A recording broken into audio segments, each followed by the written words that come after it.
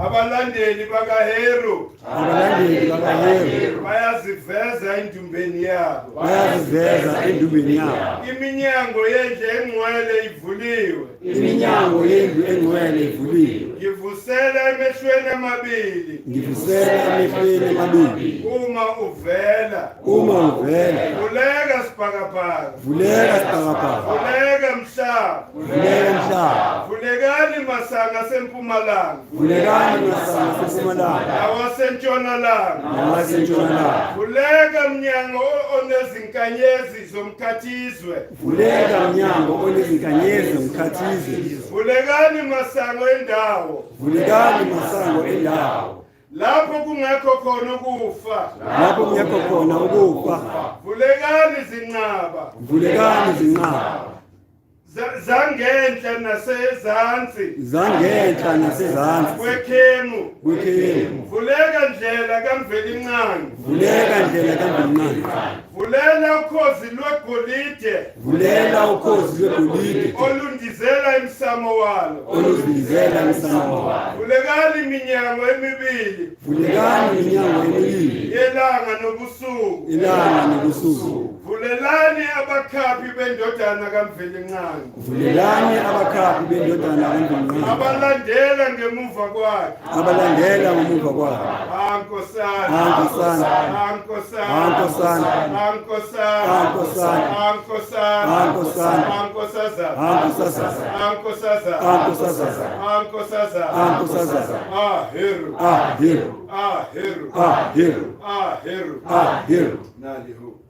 Ndodana yalo othulile.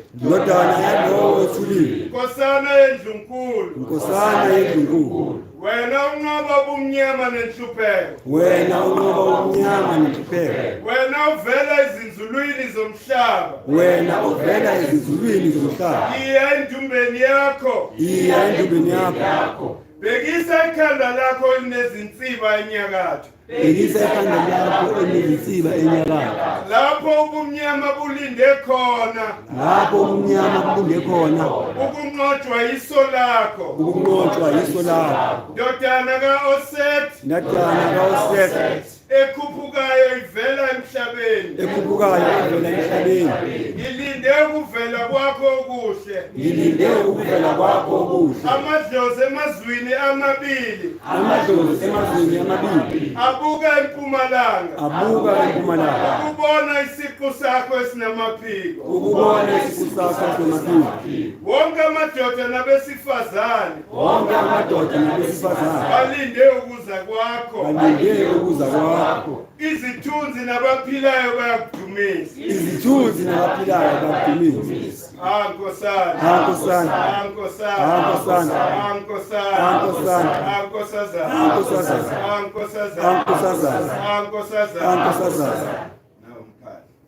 Wena khozi oluthandekayo. Oluqhamuka ezinzulwini zomhlaba. Nkosi yezikhukhula. Ngenze ngiphile. Ungumoya waseningizimu. uJehuthi ungumoya wasenyakatho. Wena omdala kunabo bonke. Iza eTepe endlini yakho engcwele. Wena omncane kunabo bonke. Iza ePerha lapho wazalelwa khona.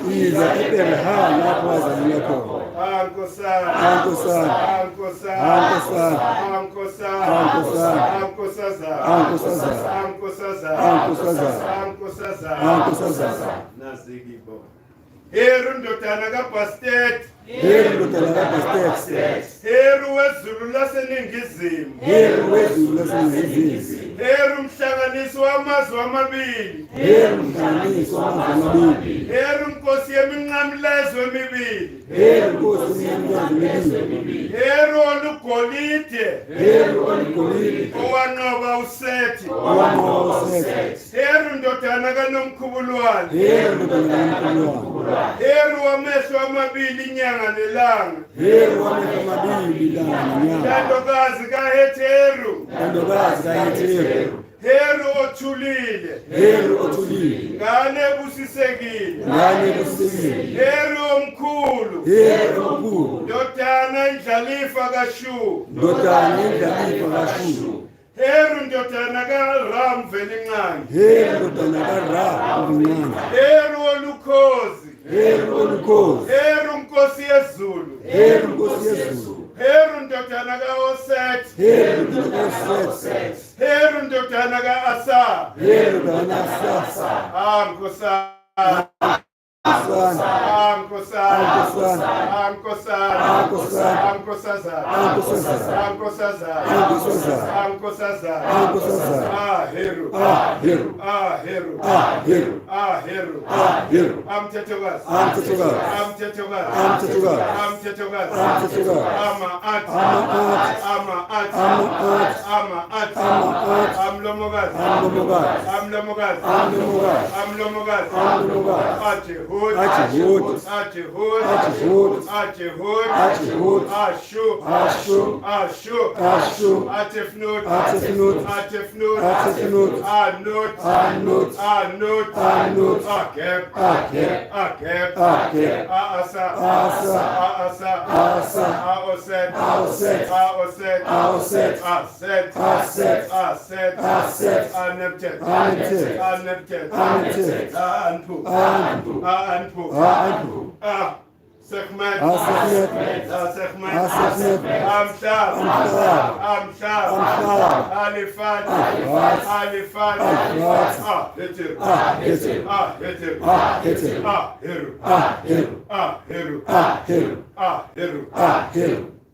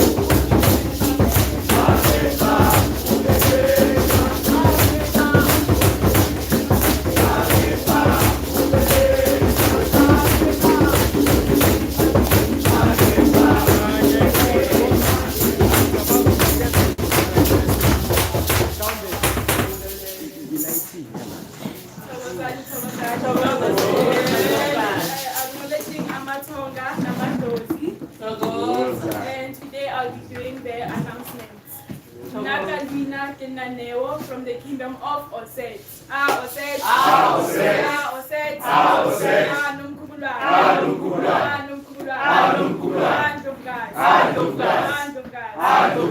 Oh, and by the way, Jeru is my son. We gather here every Sunday, 897 PLS Street, Soweto, Orlando East, at 11:30 for Umpato at 12 o'clock. We gather here, we have the opportunity and the privilege to listen to the lecture Mkhulu. Jumping into our current season, we are in the middle of our 5th season in the African calendar, starting from the 23rd of January and ending on the 23rd of February, which is Heru. Heru. Heru. Heru. Heru. Ankosan. Ankosan. Ankosan. Ankosan. Ankosaza. Ankosaza. Ankosaza. For those of us who don't know, let me enlighten you. Heru is the son of Asa and Oset.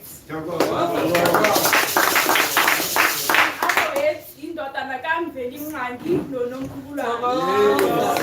Kamantswe a mang ke ra gore ke ngwana wa letsatsi le ngwedi. Izinto ezikuxhumanisa noHeru indlalifa. Inyanga is uMasingana, January. Itshe is elifana nengilazi, obsidian. Umbala ophuzi, yellow. Intimbi, golide, gold. Impepho is temple incense. Then amaka is sandalwood. Here is the sandalwood. And then we have isihlahla, umgwenya nomfati, olive. And then izilwane is falcon, ukhozi, bee, inyosi, and phoenix. And then to find us online, we are available on Instagram and Twitter at GEK_movement. On Facebook and YouTube, it's Great Empire of Kemet. On our private account, it's Mkhulu Basekemu. Please participate, share content, and ask questions. The roles will be there to assist.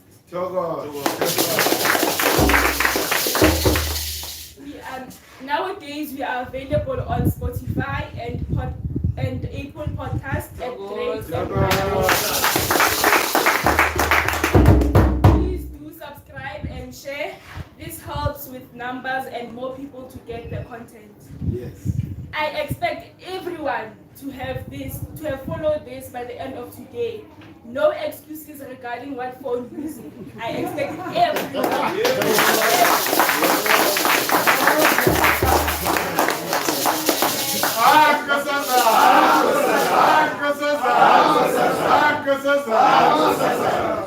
And then at our market today, we have some creative black entrepreneurs. It's Mango Mkhulu with the Masori herbal products.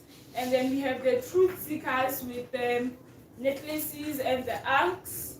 They also have the bags with the different seasons and different colors. And they also have the rings. And then we also have booksmen.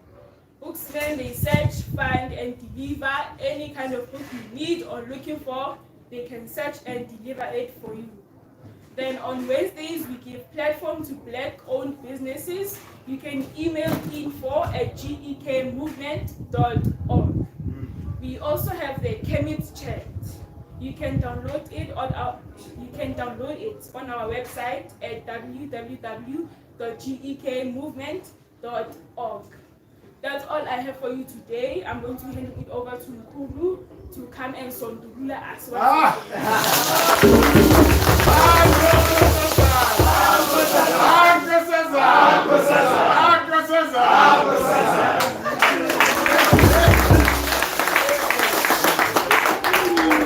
Once again, please pay attention and take notes. Before I go, let me tell you a story, a short story and true story. In the beginning, there was Atum. Yes. Atum introduced Shu and Tefnit, the elements of air and humidity. Yes.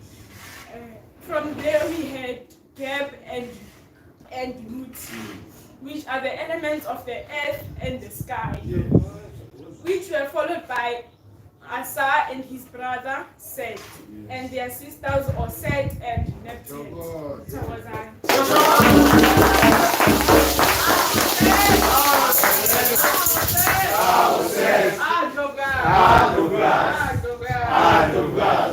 Tabezita konyana ya mankosa Zulu konyana banyaba omana awe tabezita konyana ya mankosa Zulu konyana banyaba omana matete awe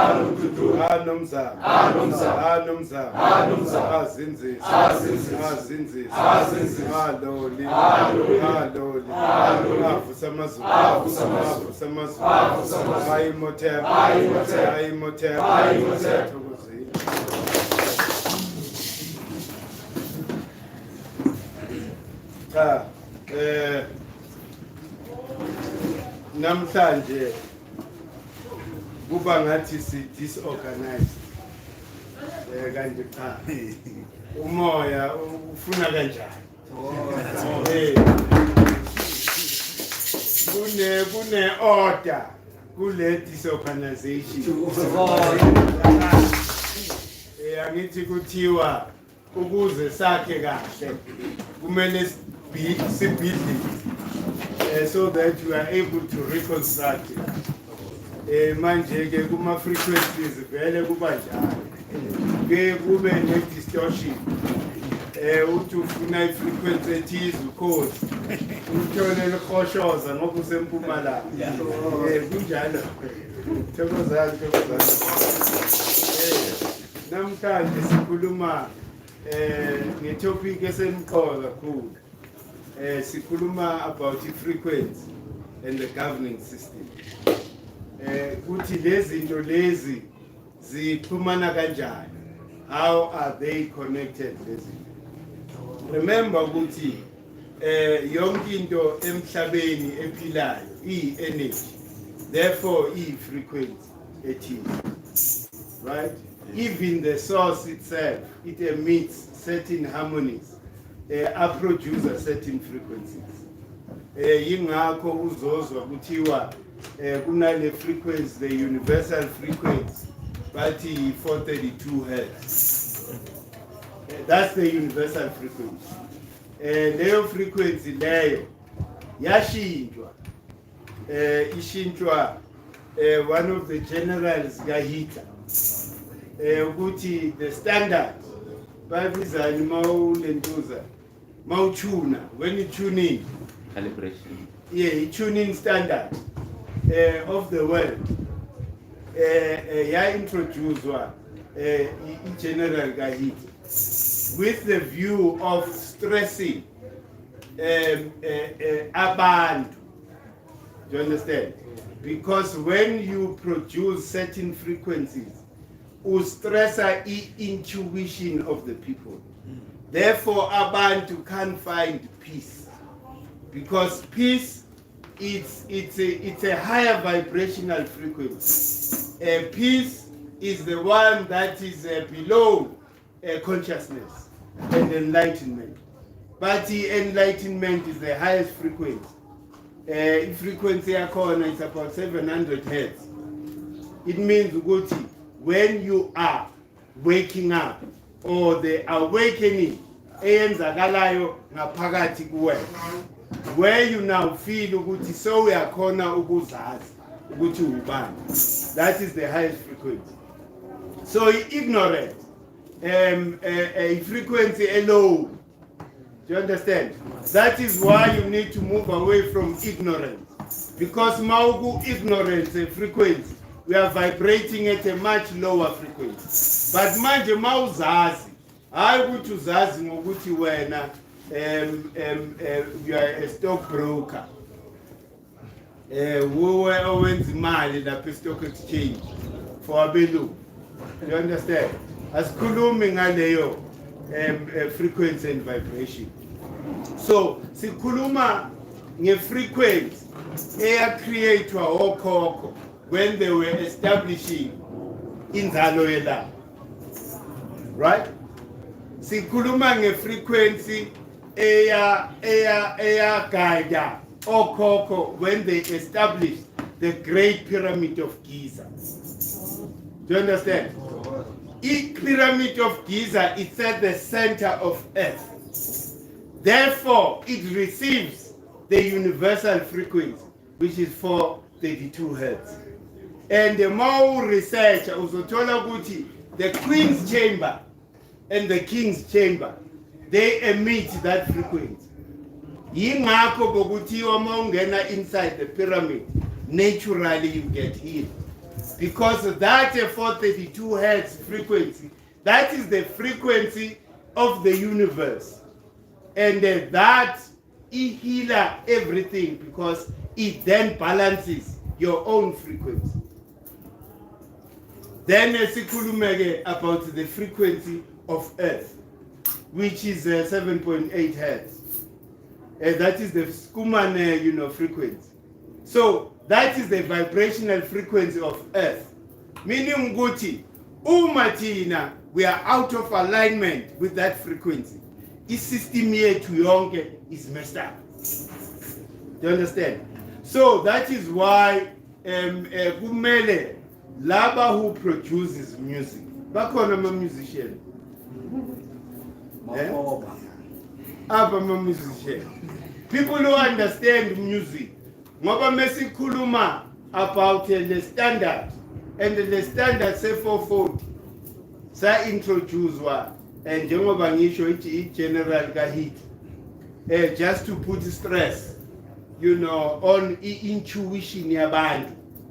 Lento asithi intuition ukuthi uthola isambulelo through that thing. So when that thing is stressed, it means ukuthi it's difficult for you to download from the real source. Do you understand?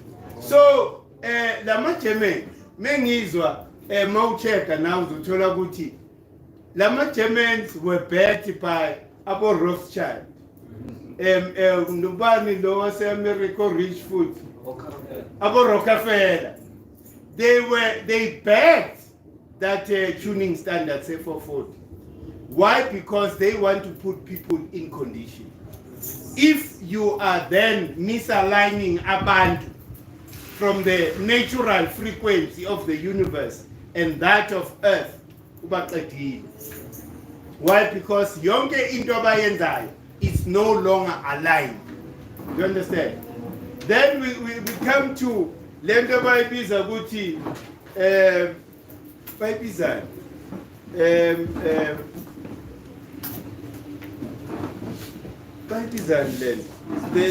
the geometry, sacred geometry of earth. Remember ukuthi that sacred geometry iyo le ama-Italian angazi why they even credit one this guy the Italian Fibonacci. Bathi huye owenza owathola the sacred geometry. Kanti ungakanani uFibonacci? Asingani. Ingani. Yile eyakhulunywa ngokhokho when they were talking about Pythagoras, when they were plagiarizing the right angle triangle. That's the origin. And that right angle, triangle, yile bechazwa inkosazana now. Ukuthi isiqalo ubaba umama indodana. Simple terms. Manje mesebiza Fibonacci uyadideka manje usatholi kahle ukuthi kuhamba kanjani. So there is that link. That is the sacred geometry. Do you understand? And that spiral, formation. Uthola kuphi ezihlahleni. Uthola kuphi enyiweleni zakho. In our fingerprints, everything. Angithi kuthiwa as above, so is below. So yonke lento yenzakalayo above, it then gets manifested physically.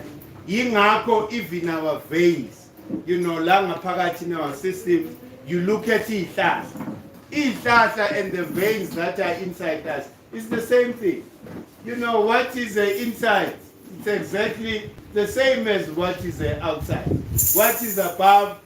It's exactly the same thing like what is below. So yingakho it's important ukuthi i-governing system yethu must be the host of those frequencies. So that we are healed naturally.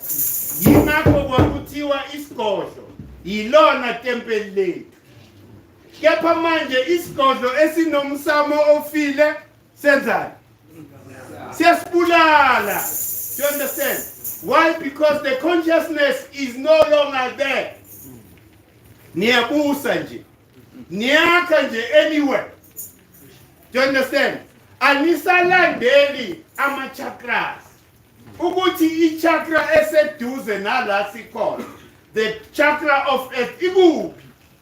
Ngoba kula kumele sibusele khona. Yabona? Yingakho bengithi mina isigodlo sethu esikhulu sokuqala mele sakhiwe lapha enzalo yelanga. Because that is where that 7.8 frequency is well received from. Because it said that 0 point, the golden meridian. So amakhosi akudala bebekwazi lo. Inkinga ukuthi remember ngithe ignorance vibrator at a very low frequency. When you are enlightened, vibrator at a high frequency. You understand? Yingakho you are able to decode some of these secrets. And these things are not secret. What is the secret of life? What secret is there? Hey, because it's imprinted in you. You are that thing. It's just that you were not given that opportunity to ufunde. Ingane zethu, I'm so happy. Inkosazana ne-youth la bayawuphusha lo msebenzi because the future yabo ibambe njalo nkosazana isebenza lakho futhi uyabona le skill osithola manje you are going to be very relevant. Shokuthi wena uzobe ufundisa ama-professor umuntu onama-degrees ayi-6 uzoguqa lapha mkwakho ngoba akayazi lento yaziyo.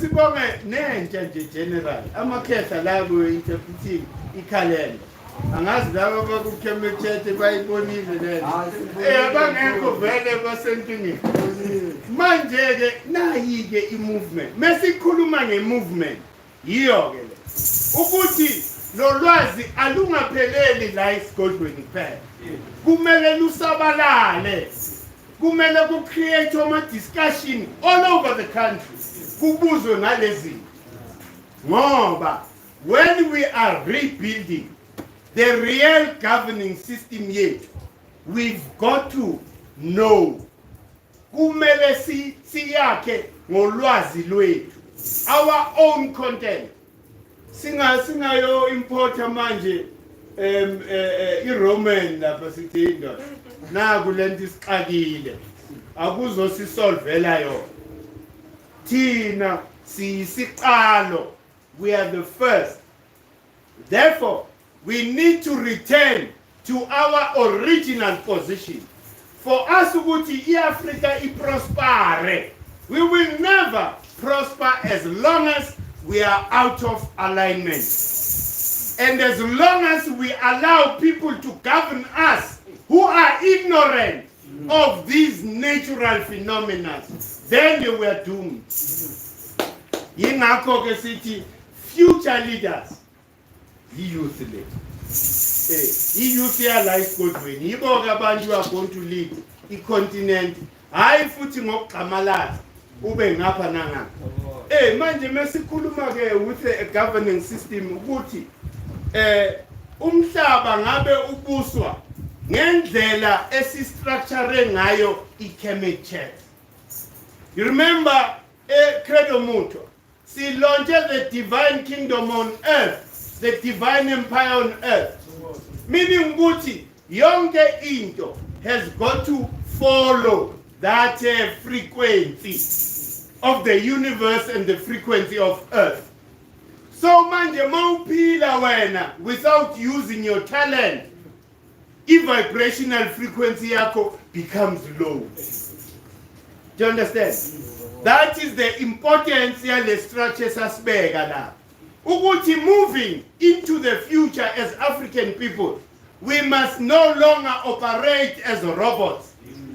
We must all operate based on what is the natural ability within us.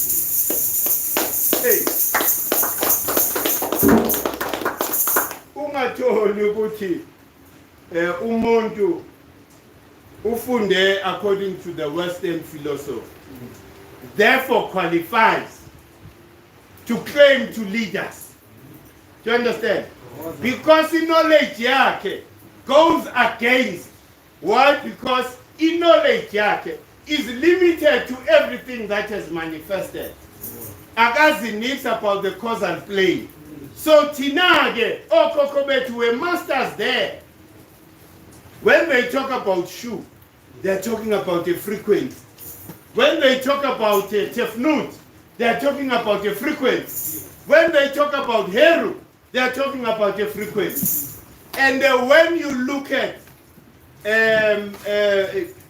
just lamadlozi yamaroma langa kwanzima ukuthi lokho ngibiza lezinto ngawo sizokubiza nje ngo-Imhotep ngoba u-Imhotep uye wafundisa umhlaba wonke in terms of the bayibizani sacred geometry kuthiwa ke i-sacred geometry the way imanifeste ngakhona lakithi inkaba is the center. You understand? Because inkaba divides from la inkabeni ukuya phezulu, from la inkabeni ukuya phansi. You understand? Then inkaba becomes the center, and that is the chakra of Heru. I chakra yemkosana uHeru, because you need to have a will. You understand? NgeXhosa bathi kumele ube nenimba. Uyivaphi inimba? Awuyivila. Yasika la. Angazi ngindoda mina kepha ngizwa omama bathi kukhona into eyenzakalayo la. It's like umntwana natural. Umama ke mmeke mbona ukuthi usengozini or whatever. Noma umntwana ngaganga kanjani. Kepha umama uba nosweat. You understand? Into I feel la. And that is the Heru chakra. That is the Heru energy. Yingakho sime ngalendlela namhlanje. Unkosinathi na izolo. Ungithumela isithombe ngisibonile lapho uKemet. Kuthiwa kubonakale ukhozi olukhulu kabi le-US. Abakaze balibona ukhozi olungaka. AbakuKemet basibonile leso sithombe. So, i-confirmation ukuthi inkosana la,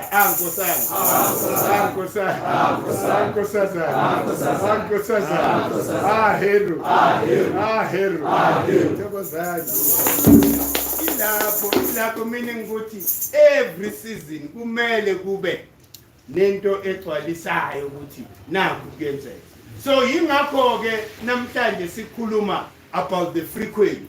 Remember ukuthi umoya kaHeru, umoya wamakhosi, and umoya wamaqhawe namaqhawekazi. Hayi amavaka. Mawulivaka, you don't vibrate at that frequency. Do you understand? You are much lower. Hey, le frequency yamaqhawe namaqhawekazi. Ezokhokho bethu we amaqhawe namaqhawekazi. Okhokho bethu would rather die than to see umhlaba being taken away from them. They would rather die than to see mama neingane zihlukunyezwa. You understand? It means ukuthi asisekho lapho. We are at a different frequency. We've moved away from the Skuman frequency corner. Why is this piece of me? Hey man, le ngane zifika yonke into ikhona. Ngoba bona sebe enlightened about it. Bayibiza ngegama labo. Fana nalama papyrus scrolls. Imiqulu lethu yase Kemet, about medicine, about science, about this. They are all over Europe. But in their museums. Under Makama Atis. It's no longer Hotel. It's no longer Ulenduza. Ushabaka. Manje bonake sebe fage orind pyramid. Inland. We are told it means ukuthi ingane will no longer have easy access to the knowledge and the Wi-Fi in Europe. Because mawukhuluma ngalento yama frequency yalotshwa phansi okhokho. Do you understand? Do you even know ukuthi kune chart? I-chart abayibiza ukuthi emotional frequency chart. Huh? Hey, meaning ukuthi mawufila ngalendlela you are manifesting a certain frequency. Do you understand? From hate, shame. But shame foot is the lowest frequency. 20 hertz. Do you understand? Hey, when you are feeling manje you giving up. Do you understand? Hey, meaning you are the lowest. Ukusukuma from lab. It's not impossible. Because bakhona abantu engibaziyo mina abaphulele strategy. Kepha umuntu agcine something. Achieve something in life. Do you understand? So, akusho ukuthi mawulapho, you are then doomed for life. You can then ascend. Adopt the hero attitude. Ascend from your lower frequency. Lento uloko uzonda. Lento wena uloko hamba, create and havoc wherever you are. You are vibrating at that low frequency. Do you understand? So abantu abanjalo, you must ignore them. Because bayenza leyo to bring you to that low frequency nawe. And once you go that low, ibusiso ziyadlula. Ngoba ibusiso zitholwa abantu abale ku 700 hertz. And yini into efaka lapha? Consciousness, enlightenment. Mawazi lento bathi imfihlo yezulu. It's not imfihlo, it's the laws that govern the universe. Yinto ba credo asifundise yona. Ukuthi these are the laws, that natural laws that were there during Okoko when they constructed all these temples and pyramids. And those laws are still there even today. We always, tap into those laws. But because of our ignorance, and the nakona ignorance is a ngoba of the trauma that, we've experienced in our lives. Aizanga nje. You understand? And the manje, reawakening in Africa, it happens with a completely different note. Because abantu si expect ukuthi bazolithatha libuye lelizwe basibuyisele ku 7.8 ne 432 bona basigcina lapha in that stressful frequency 440 bathi mawudlala 440 vele ingakho uthola neingane ezibehave ngalendlela yilento esiyimamelayo whether usemotweni whether ukuphi the music oyimamelayo has been tuning into that frequency, so automatically it has a negative impact la kuwe. So manje uyabona umsebenzi ungakanani isikhathi sokuganga siloko siqhwebhana asikho yizo zonke izinto kumele siyilungise lezi, and that is going to depend on us. Nobody is going to do it for us. Who has an interest ukuthi wena you live a peaceful life? You are always mawuvuka nje, you are in harmony with nature. Izinto ziyazenzakalela. Magic happens. You experience ama magic on a daily basis. Who would want that? No one would want that, because they want you to keep you in servitude so that the agenda continues. So we cannot rely on anybody else but ourselves. And the need, likhona la ngaphakathi kithi. Inkinga yabantu bayazidoubt. You doubt yourself. You are not sure. Ngento yakho. That into yakho mele, you must be proud. Because that is your vibrational frequency. Hey, that frequency, yiyo lemele ilete harmony to the rest of us. Yilento mesikhuluma ngokuthi italent lakho akulone lakho wedwa. Hey, mele mawudlala lesigini usidlalele thina sikhona ukugiya. Ungathi mawudlala sifike lokuthola. Then it's a completely wrong, frequency. So manje market, challenge ilapho yingakho ngithi the current structures abanasebelo of the future. Ngoba when you project the future, you look at the current governing structures. Ubani only themba ukuthi uzosibeka lapho. Ubani, whether politically or abantu bobukhosi, ubani oyihope yethu ukuthi uzosibeka lapho. Manje ke yingakho ke sithi ke ngoba ke basalele abantu abanikazi bendaba abayibambe bagijime nabo. You understand?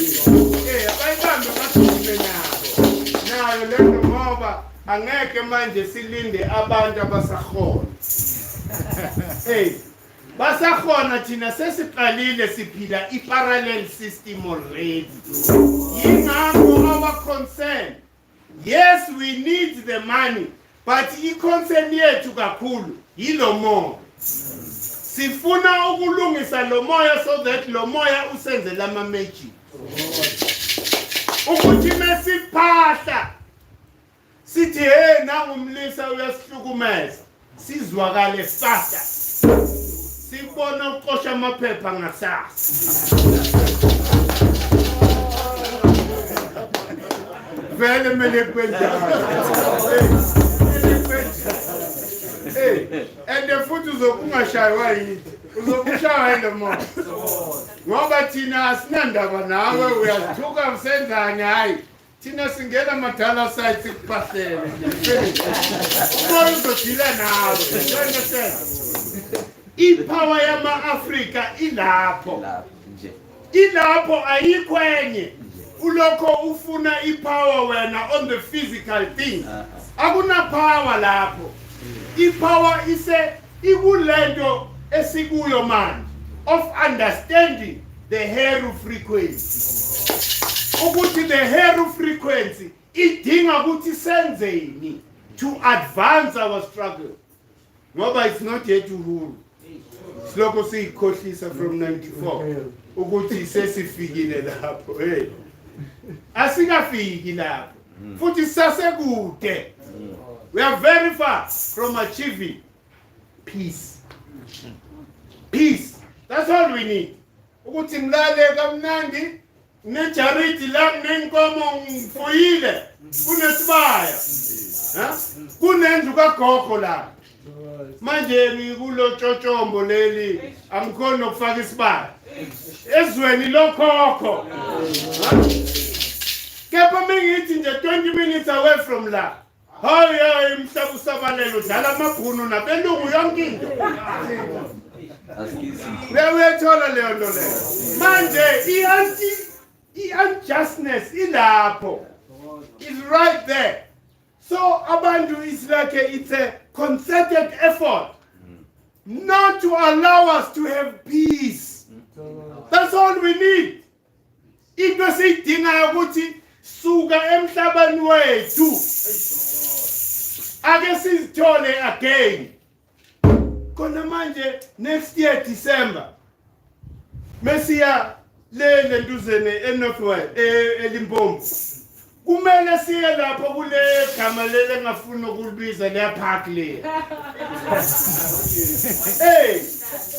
leyo park is under occupation basitshela ukuthi no is for our tourists we are preserving in nature so that izobukwa in the process how many kings are lapha at disadvantage how many kings basakhala namhlanje bathi uhulumeni is refusing to give them back their land because ubani Rothschild ufuna ukuthi mekeze Africa zobuka le mfene abesendaweni vele la kunezilwane khona ahamba yodubula that's all it's all about leya ndawo leya it's a sacred place for us ngoba kula kwenzeka khona isiphambano the ley lines the line of latitude and the line of longitude zihlangana lapha kuleya park so manje ke yingakho ke futhi sisenkingeni just the simple thing ukuthi ku replace lela gama lalela bhunu engafuna ukulibuyiza kubizwe ngenkosi yalapha yini into nzima lapho kuyaziwa mos ukuthi mapha amakhosi bewebusa lapha but manje bahleli why because bathi leyandawo leyaziwa ngale gama elibi elivuselela ububi lamkimi do you understand so because of that thina mele siloko sikhunju remember ukuthi when a thought enters your mind it dictates the vibrational frequency ozoba kuyo so manje mengilokho ngibona nale parliament elishilo egate lapha ngibonela uLouis Boss istage sika uLouis Boss egate lapha manje awumtshela ukuthi mina ngumuntu omnyama kumele all the time bengilapha eParliament Hey, manje i-vibrational frequency yami yehla njalo. Because the minute ngibona le stage, kukhona into ekwenzakalayo la ngaphakathi kimi. Bathi kimi no, you must have forgiveness. Forgiveness yani. You must forgive. Forgive. Umuntu angazange acela amabhuna akacela ukuthi sicela unisixolele. Amabhunu were saying ukuthi thina zange sinicele ukuthi nisixolele. Yinto esuka kini. It has nothing to do with us. That is what they are saying today. Manje uyabona ukuthi you are just deferring izinto. You understand? With the hope ukuthi vele zizoshabalala into the future. It never happens like that. So we need boldness. Umuntu nje ozongena lapha ashintshe lamagama. Ngoba lamagama yasihlukumeza. Remember ukuthi into yenza ukuthi singakhoni ukuthi simanifeste natural. Ile stress esikuzo. Uyazi uthi uhlangane la futhi on Sundays kuba ngcono ngoba isikhathi la si distress akho. Uyazi mesila ukhohlwe yonke lento le. Uyicabanga futhi before ulala ukuthi eish school fees. Meaning ukuthi ubuyela kule vibration go avoid the whole weekend. Do you understand? So the sooner we sort ourselves out, the better. Hey, because manje we need to be able ukuthi sakhe ikolo zethu. Ikolo zethu that will teach about the science at a very early age. Kusapwe crash abantwana mele bacule lama principles. Ningu hero la la la la la. Uyayithola leyo.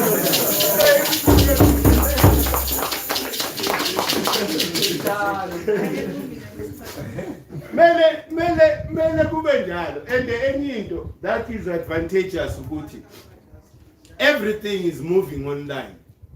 So before we put the physical school, let us create the virtual one.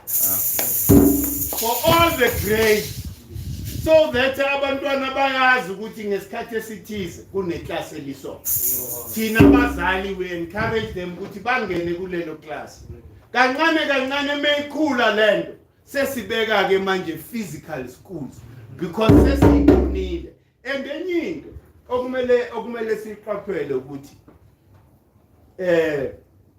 qualification yethu is going to be based on what you produce. Hayi ukuthi manje wena utholele nduzi a certificate. Kepha there's no product. Do you understand? Meaning ukuthi education system yethu is going to be completely different. Thina sizo encourage abantu ukuthi bafundele lento abayiyo naturally first. Because when you do that, leyo nto leyo ikunikeza i-foundation as a person ukuthi this is who I am and this is the product I'm able to produce, either a product or a service ezokwenza ukuthi uphile noma kuphi emhlabeni. You understand? You don't depend ukuthi geographically or physically mele ngibe la ukuze ngiphile lempilo. It means ukuthi ma develop a talent lakho, you can live anywhere in the world. Because there will always be a need for a product yako and your service. Hey, manje ngikhuluma ngama qualifications mele ukuthi ingane kumele iproduce. Do you understand? Angithi manje simnikeza lento ayiyo natural. So it means ukuthi we are nurturing that. We are not bringing outside information. Sithi lokhu onakho natural na i-theory yakho. Hlanganisa lokho oyikho nale theory. Uhambeke uproduce. Uphume la uproduce something otherwise awupass ndoda. Pasani makhosana. Without the tools around you. Ngoba if abantu umuntu easy nje uquota the economic stats. Oh siyazi ukuthi lo uthambe ngapha. Simfaka ku-economics at the age of 5. Huh? By the age of 15 is a master. Do you understand? Hey, umntwana make lose umafika simfaka stock market. Uhambe trader la. Futhi akayo traders thina so produce seed.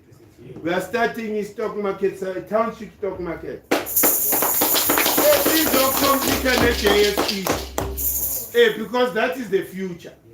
Remember when they took our wealth, they formed the GSE. Do you understand? By forming wealth, we need to create a completely source of wealth generating, opportunity. Whereby now, investor, so investela nengal, abelung. I'm sure 4 or 5 generations, especially labelung abati ama-billionaires. Ingane nezukulu ngeke ilambe. The way Baba preparela ngakhona. Do you understand? And the only way I know mina currently, enga stimulator leon and the circulate imali lakithi ukuthi si produce.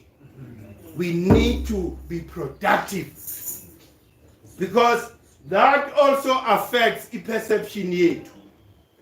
Kanjani? Sesibhizi manje nabafowethu ama-foreigners. Sithi ama-foreigner base-Zimbabwe, base-Mozambique. Senihamba niyo-check-a ukuthi basebenza kuphi, kwenzakalani, yonke lo nonsense. Asali ukuthi kungabi ne-balance. But manje, when for you ukuthi vibrate at that frequency ye-jealous ukuthi laba bayasebenza mina ngisebenzi bayasebenza because balinde wena ukuthi ubaqashe. You've got to start manufacturing concern yourself. Hey. So that uzoqasha labafowethu. And manje there's no wisdom ukuthi uqosha abantu la. Ubaqosha why? Because wawena you are a consumer community. You don't produce anything. If you're a producer, you will be happy. Ukuthi ngabantu base South Africa bengithengisa 10 products. Now because kunalabantu abafowethu abangaphandle, I'm able to sell 20. Who benefits out of that? Uzolwisa labantu why? Because wawena you are a community of consumers. You need to move away from that frequency. You need to up. You need to ascend njengoheru. And hayi leyo nto leyo market ngeke yenzeke. The reason why ingenzeki manje ilinde le frequency. Le frequency si regenerator la esigodlweni. That is the lacking frequency. Once abantu bathola bangena kule frequency, that is going to be automatic. Do you understand? Because kwamanje la there is a will for us to initiate izinto. Kepha umoya awukavumi. Yingakho ingakayenzakala. Do you understand? Umoya uthi ningajahela amabhizinisi ngoba nizobulalana. Tholani i-alignment leyo moya qala. Nihlangane emoyeni. Then everything else is possible. Do you understand? Hey, kunini sibulalana lo? Mina ngazi namself. Ngiqala la elokishini nge-Black Pride movement. Abantu makungena imali sebekhiphelana ibha. Why? Because besihlangane ngendlela wrong. Yeah. Besihlanganiswe inyama. Yeah. Manje umoya uthi cha, ningajaheli lapho. Lapho kuzozenzakalela makhe. The way consciousness izenzakalela ngakhona manje. It's like umuntu omnyama umoya umthune ngenkani. But uzongena kule station ngenkani. Hey manje, everybody is tuning to the frequency of Earth. And then the frequency of Earth dictates ukuthi kube ne-balance, order. Ma-arts. Hey, manje makungena ma-arts, kungena order lapho. Yingakho ukuthi yonke lento leyo lokhu yaqhubeka. Do you understand? And they yithi abantu abamnyama esizoyilungisa. These days all over la kuma social media, it has never happened ukuthi consciousness it demonstrate kangaka. People are conscious these days. Ubona abantu base Nigeria, abase Ghana benza the same thing. Bakhathele ile system. People are enough in the system. Why? Because the system it's not aligning us to the natural frequency. Do you understand? Ngoba ishaya kuphi enyameni. Do you understand? Ishaya enyameni. Thina samba ne frequency yamameji. Hey, samba ne frequency yamameji. Lezo yenza izinto zibe possible nathi singakhona. Ubani wakholwa ukuthi lizoshaya iParliament? Unini siloko siyiphahlela lena? Kuthi ayiwe le handle le. Sitheme sibuya kuphi? Capricorn. Second day nge-2. Le calendar yabo yamanga. Awunayo indlu yavuka. And ayishi nje khoneni. La bakhuluma khona lo mbheko. National Assembly. Inshallah. So Makhe, never doubt ukuphahla. Never doubt ukuphahla ngoba njengoba sikhuluma le mimoya okhuluma nayo it's not outside. Ilanga phakathi. Mauti hetero. You are vibrating. You know, in the frequency of hetero, ngaphakathi kwena. Yingakho ukuthi ngeke umtsotsi. Ngeke uyifake lento leyo. Hey, and the more fake ingozi. Hey, i-distortion yenzana emadlebeni. Ayikulimaza amadlebe. Hey, manje more fake ukhosi distortion uyalimala. Lento uzo makhetha lento ifuna ube free flow. Free flow for you to be able to experience the joy. Nobumnandi balento. You understand? Ayifuna ukuthi uyingene ukuthi okokuqala une agenda. Ulimele. Do you understand? Kumele ungene kuyo wholeheartedly. Izobonga nayo ngoba uzobe ubonga amadlozi akho. Uma sila asenzeni umuntu. Do you understand? Amadlozi akho from ifem njengami ekhaya. Ekhaya you understand? But manje ubaba wakhe nobaba wakhe sebekhitha dlozi. Thina sihlubuka emadlozini. Sesiflathela sesibiza amanye ama-frequency. How many years yethu nje la emqondweni? Because the more you perpetuate colonization is the more uvalela amadlozi akho from fully expressing. Do you understand? It means now siyazi leyo ukuthi mesila sizosebenzela amadlozi ethu that are manifesting through us. Yiwakhulayo akusisona. Do you understand? Makukhula amadlozi akho akhanyisela abanye abantu kuvuka amadlozi amaningi. And umuntu omnyama all they need is somebody to ignite the fire within them, the fire that encourages them to be creative. Do you understand? That's all umuntu omnyama needs. Umuntu omnyama yes engineer degree but we need masikhohlisa ngaleso. Basitshela about million houses whatever. Okay, ngiyachola lendlu le. Angisebenzi. and you know, in vibrational frequency is very low, I feel ukuthi I'm useless. Why? Because the system doesn't accommodate my talent. Ifuna le certificate. What happens to me? Ngicina manje sengiyaqashisa la or sengithengisa ama window, ngithengisa ama toilet ukuze ngikhona indlu ikhona. Do you understand? So it's better to feed the mind before you feed the physicality. Do you understand? Because once you feed the mind, we are Mkhulu umuntu. Hey, once it's so ignited that spark within them, oh, lo muntu loyo uyoba even better than Einstein twana uyazibona. Uyoba better than Einstein. Hey, singathi mesimbona sithi hayi ukusha ubengcono, ukusha fana noBab Krelo no Immortal. Do you understand? Mele sibe lapho and uzwa ke. That is not far-fetched. Banengi abantu abangazazi ubukhulu babo. Do you understand? Why? Because bayasaba uku-explore. Huh? Isiveze ndoda.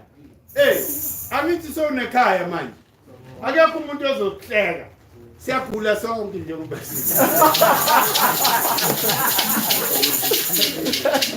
Sikula ngokufana. Hey, according to the Western philosophy. Yes, what's psychosis. Basho njalo ukuthi siyagula. Kepha sigula ngokufana yingakho sakhe lekhaya. Ukuthi wena uzozi expressa. Ungasabi ukuthi uzojajwa. Asijajani la. Mawudinga uncedo siyakunceda. Sithi ayindle khetha kepha mawungalungisa nala. Finish. So zama. It's either ngazi ukuthi abangakanani abantu who are born poets.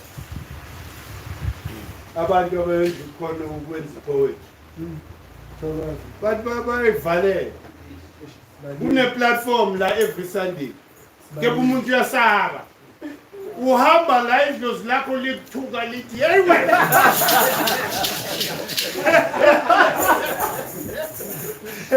Lithi hey wena. Uhamba vele ungangiphefumulisanga. Internal turmoil. Do you understand? Ubona umuntu ufike ekhaya nje ubuya la kepha udepressed. Yini ekwenza udepressed? Ube nasi isigubhu lesi siyasifaka kule frequency. Yingakho singena emoyeni kuthiwa usemoyeni. Usuke manje sowutune into that frequency, the 7.8 hertz, the earth frequency. Manje ke mase ulapho kumele uyeke uyidedele. You understand? Ungalokho usaba, masaba. Sonke saqala vele ngokusaba. Mina nganginamahloni. I could never stand in front of people. Yara ngangitatazela. Serious. Even na ku TV. Hey, uqala kwami ngane program lapho eSoweto TV. Sibiza ukuthi ebani. That's the journey, where the journey began. La besilanda lama professor seUNISA na everywhere vet ukuthi bazochaza ngale Western philosophy yabo against African philosophy. Bagcina babaleka. Besibabiza umuntu athi ayingibhisi. Because you are then revealing ukuthi hayi man, uyamazi uImmortal. Bando. Lo muntu uzala kuwe unama degrees ayi6. Uyahlonishwa yonke iUNISA le. You understand? Kanti manje you need to balance. You need to balance lokhu kwabelungu. Ku balance. That's why I don't understand ukuthi ngaspenda 7 years evarsity. But kungabi nje nento ethi akuyo ucheck the African version of what I'm learning. Ukuthi umsusa walento le, the origins zalento engifundayo zikuphi. Sondelani. Ngene. Umsusa walento ukuthi nazi nala phambili.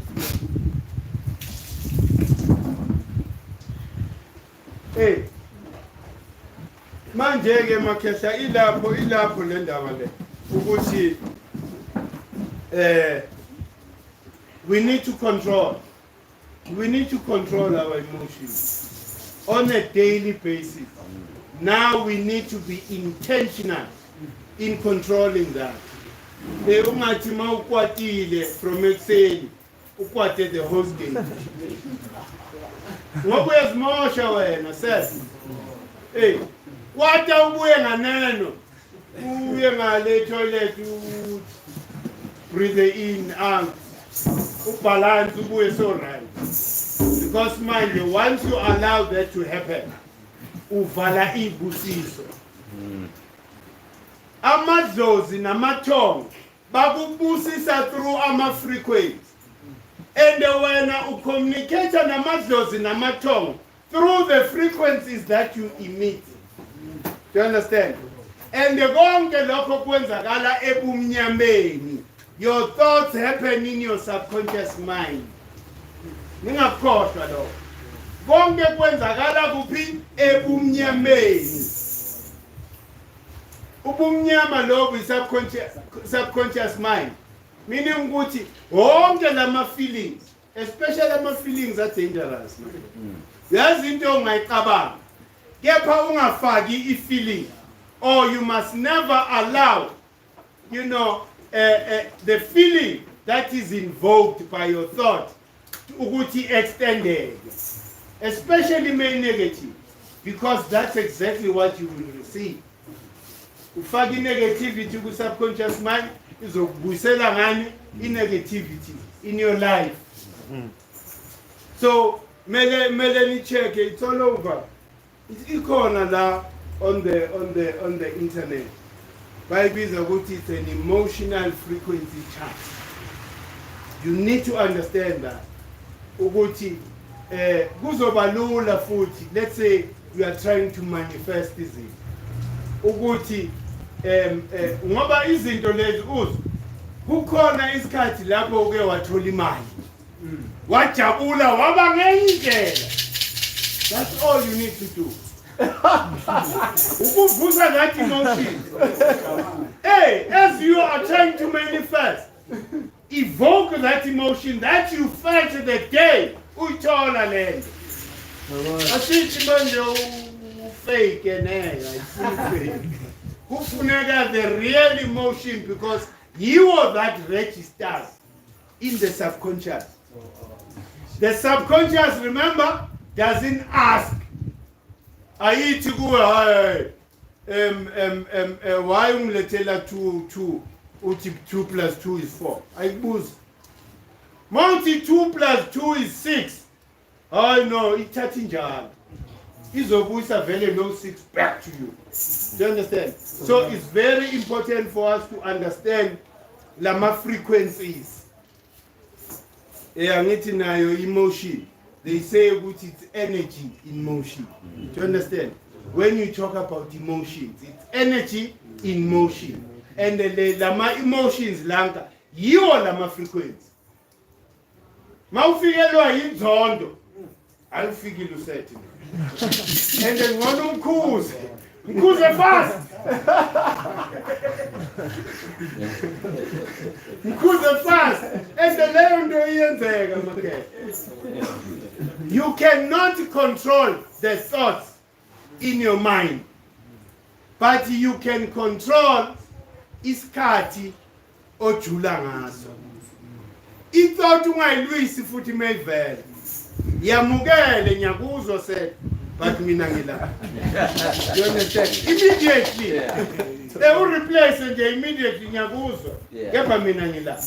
Yingakho okhokho always reminded themselves ngale stuff sa they was istuff sika set, meaning ukuthi they did it deliberately ukuthi mangilapha ebukhosini mele ngiphathe le nduku yobukhosi ezongkhumbuza every time ukuthi akumelanga ngijule kuset. Uset noma ngimuzwa mele ngumtshele ngithi set na indawo yakho enyakuzwa khona ndoda ebahlala umvalele la set. Then when because remember ukuthi uset by nature is destructive. Yeah. And ngeke usole uset ngokuba destructive because by nature unjalo. Yilento ngesilungu abayibiza bathi entropy. Meaning ukuthi everything that is created must resolve back to its natural form. Usethi ke Lord. So when you need to remind yourself ukuthi ndoda ngiyakuzwa naku la mina ngikhona. You understand? You need to be a victor over uset. Njengohero ngithi sikhuluma ngohero. Uhero yini? Mawuzwa abantu bathi hero isuka phela. Ayisuke hero. Huh? Isuka kuhero bathi hero yanga. You are hero Shams. Meaning ukuthi you are a follower of hero. Hey. And the uhero udila nani? Nebalance. Anything engekho balance is destroyed. You understand? It destroys abantu say yingakho mawuyinkosi you need to resolve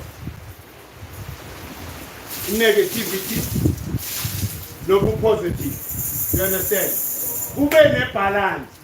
Yinkosi ke le. Hey, inkosi ayithi meyihlaselwa esinye isizwe lengaphandle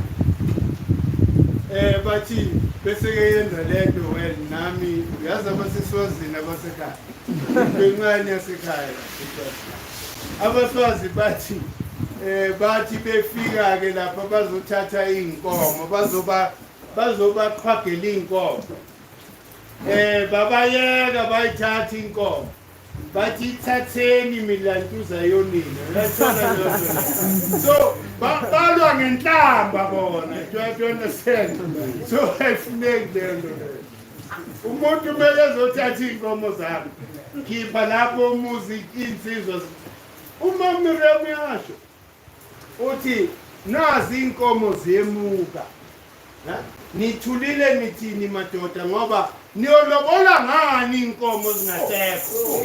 You understand? That's a very deep thing uma Miriam was saying to us. Ukuthi njengoba njenganamhlanje ulobola ngani? Silobola ngani namhlanje? You are lying. Asikhona ukushaya. You are lying. Asikhona ukushaya. Ngoba inkomo zambile vele. You understand? So manje iwoke lama-frequency lanka angafuneki. Baby. Amtshonelile ntuza ithawuli lapho ke. Nxese baby.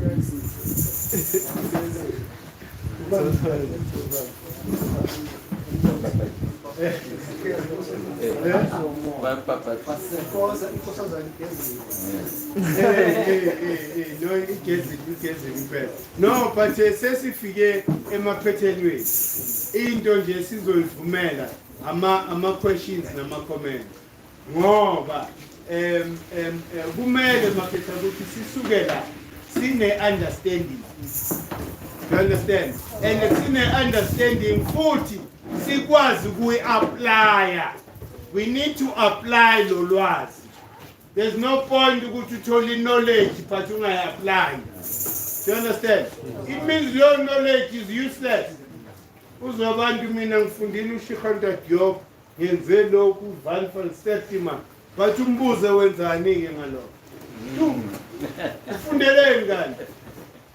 It doesn't matter how little it is. Yenza something about it. So that because when lentuza we transfer, we are ziphilisa kwa wena self. Do you understand? So ilapho ke ngizoyibamba lapho bese ke ngilindela ke ama-questions akhona sihlaziye ukuthi niyayizwisisa lento ubumqoka be-frequency ne-governing system lezinto kumele imatche. Inkosi nesikole kumele zihoste the natural frequencies esigodlweni ukuze thina mesiya lapho sikhona ukuphila. lazima unyathele nje esigodlweni ingome pain edolweni melulaphela injalo leyo nto leyo. So singaqhubeka makhetha ngazi ikhona imibuzo.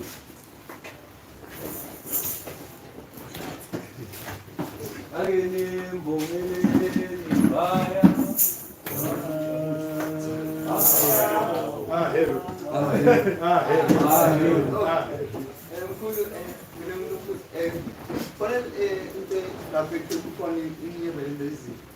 so like say like like I'm short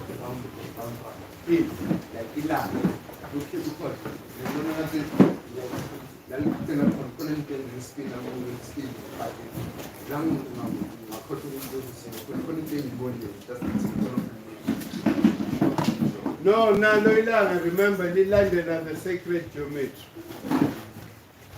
Young kingdom Sabini Landa, Yingako, Uzotola Guti, you know, the energy. Wrong up there, even Amatonado. Sorry. Wrong up there, Amatonado. Now I'm just everything follows that, sacred geometry. So Nela doesn't escape that. Ngoba ukupuchuka kwalo lipuchuke vele ngaleyo vibration, that frequency of spinning that. Yingakho everything created ilanga ine imprint of that sacred geometry. Kuwe isenywele mawungapunda la ubuke the way inywele zihlangana ngakhona, it's the very same thing even in your thumb. You know, ama fingerprints are. They follow that sacred geometry. So izinto lezi that are natural. But manje bakutshela ukuthi kumele esikolweni for 8 years. For you to understand that simple thing. Simple thing, your finger by into. And then really mystify it. Mati, it's something that is inaccessible. Do you understand? Yingakho okoko bebeti. Know yourself. Hey, know yourself. Before was any other thing. Just learn about who you are. Ukuthi composition yakho iyi. Uzalwe nini, what energy zonke lezo zinto. It's very important for us to we are told sure.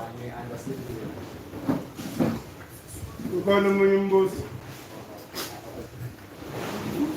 Comment Mkhulu.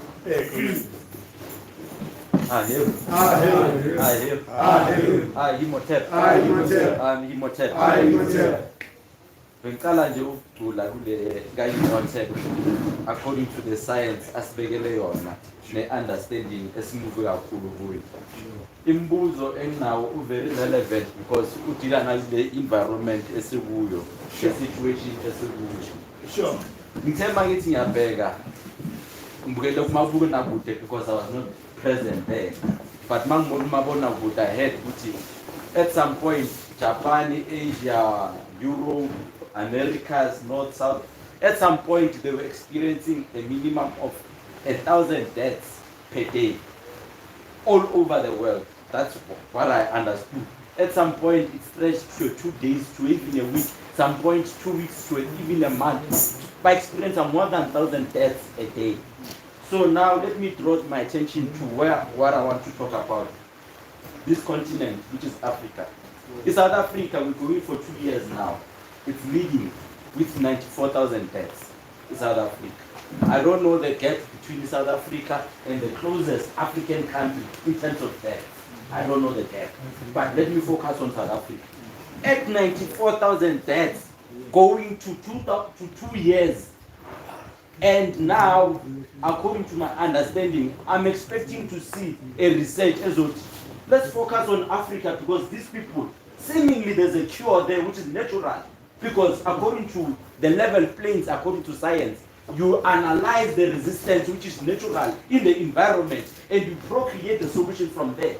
So now there's this solution which is coming from somewhere else. And my question is, have they researched the resistance in Africa?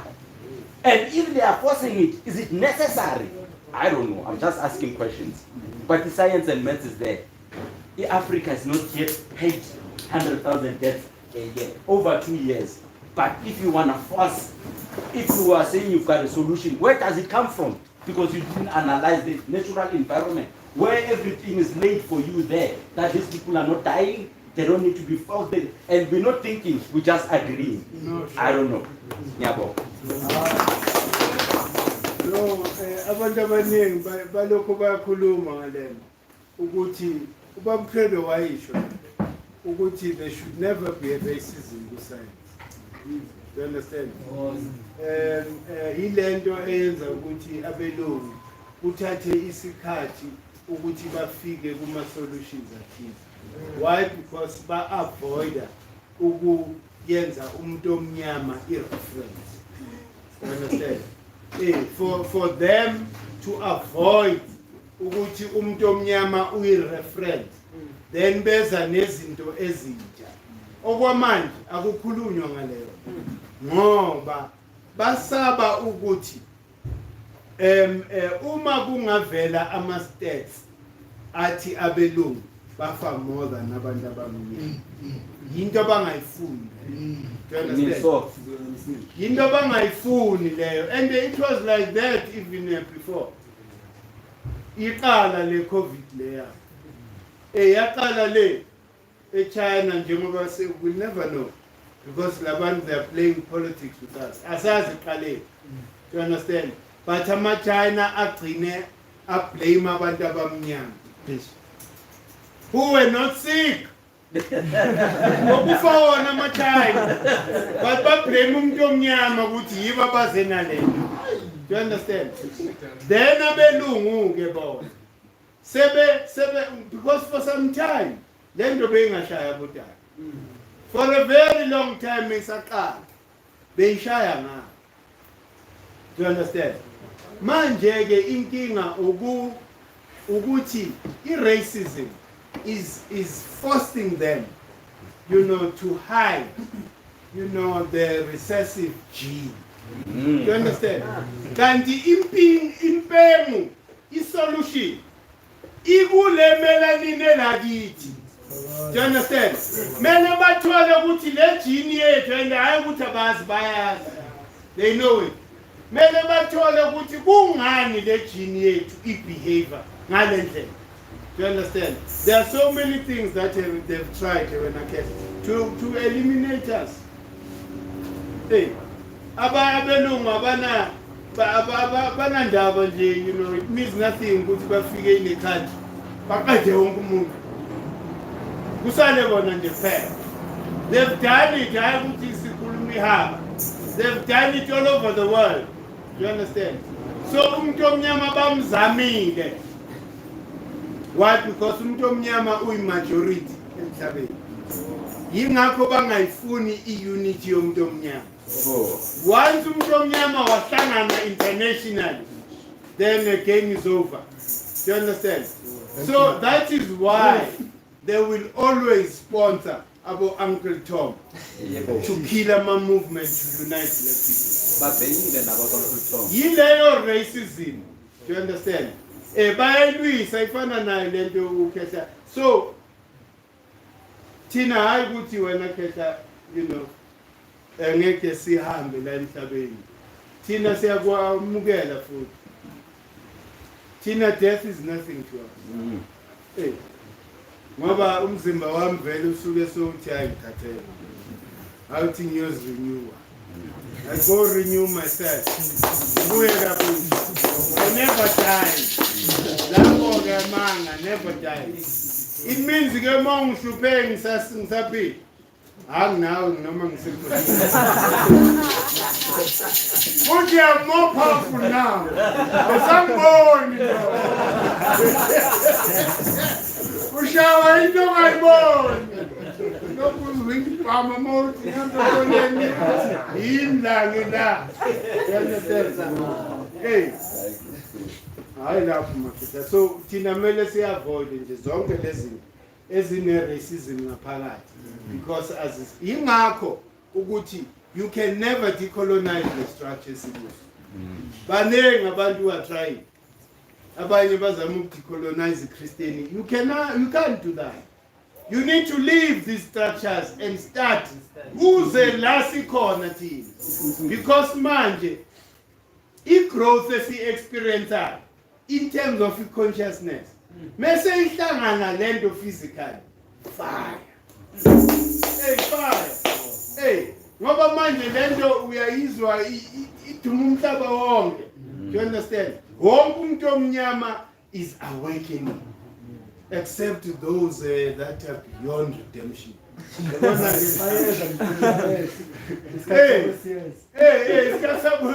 No, but kukhona njengaselentuzeni bakhona abantu lapha elentuzeni eNatal.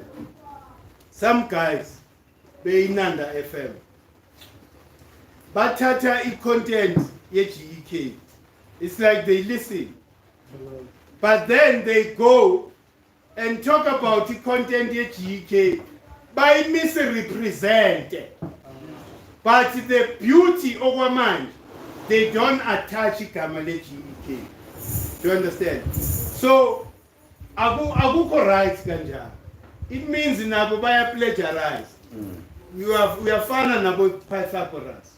Uguti, okay, umamela lendola. Then when a so funamanje will appear, besake benza ubula. Phela into monke phezulu. Uyaqaleka. Kodwa umuntu ofuza enye into uqaleke manje. So ushama WhatsApp yini? Ufuna ukurelaya ku resource ye-GK food. So local doesn't help in movement of uniting black people. Asiyeke ukuba nomona. And let us learn to appreciate abantu.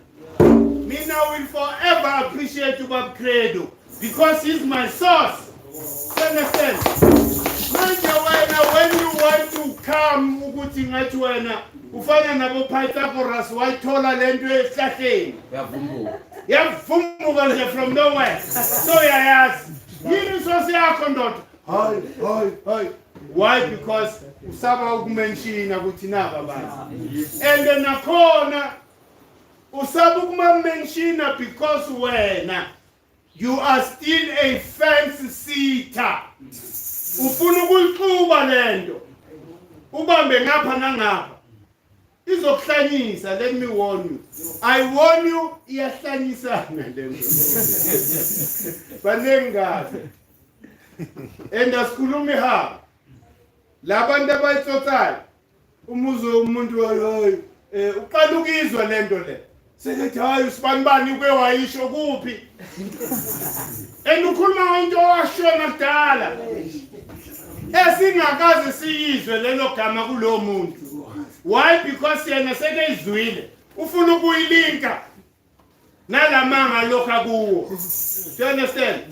So abantu abanjalo bayipoison. Do you understand? And umuntu omnyama wenza kanjalo. Do you understand?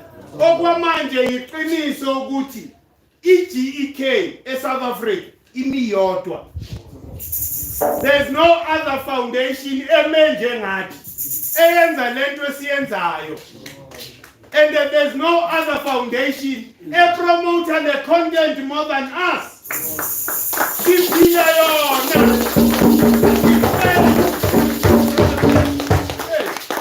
So kungabi namahloni ke umuntu omnyama play plagiarize bathi you plagiarize.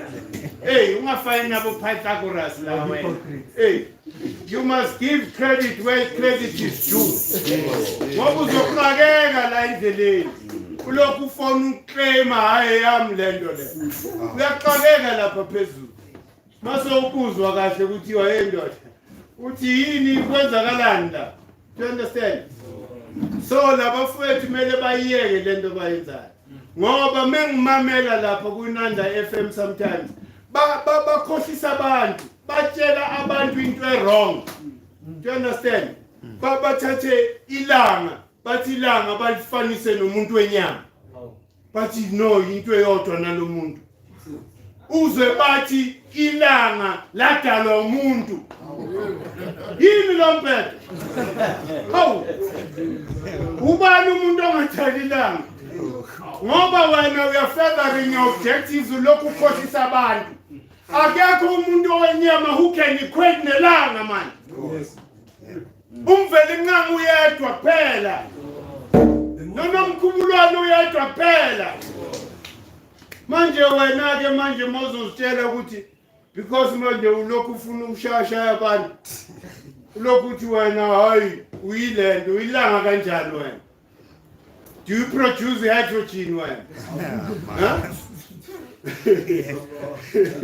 Hayi man labantu abayekuganga ngabantu. Siphelile isikhathi sokuganga ngabantu. Hawu. Abantu ababuyiselwe entweni right. It's like manje, you know, igama likamveli nqanga.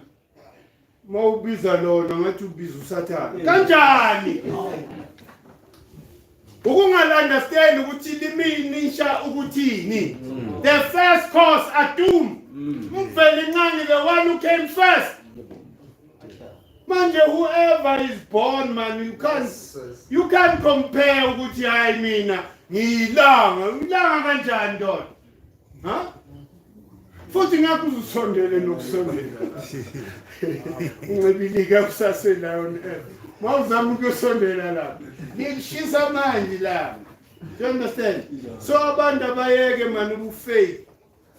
Abayeke ubufake and you would rather ukuthi you pursue your own thing. Ungacopy content yabantu. I-content yethu sonke. But I'm saying ukuthi ungaphindi amagama abanye abantu bese ke uclaima as yours. Angeke mina ngilokho ngiphinda into eyakhuluma uShikanta Diop. Ngipresent as my thing. I must always credit uShikanta Diop. Ngoba uShikanta Diop no George James. The stolen legacy. Unazi ukhetha le ncwadi. These are two books that you must get. Ezizokwenza ukuthi uchallenge the Western stereotype. Bakutshela ngabo bani wonke lama Greek philosophers. George James mentions all of them. Ukuthi lo ufunde lapha ngesikhathi esiso all of them they studied in Africa. Abo Plato, all of them. So please, Makhetha Cholani, stolen legacy pride, George James. Now Mkhetha khona. Othande incwadi kuyo. Ukuze nithole incazelo right so that uyeke ukusaba umlungu man. Uzolokhu usaba umlungu why? Because you think ukuthi umlungu is the originator yayo yonke lento ibonayo la emhlabeni. And yet you are. But you are ignorant of that. Usa believe ukuthi hayi no the greatest man in the world was Einstein. Was Kepler. Kepler ingane kuma Dogon people. Yabo Newton now. Uzwa wena ke before I feel ubando we-apple Newton ulele lapha ko so discover force of gravity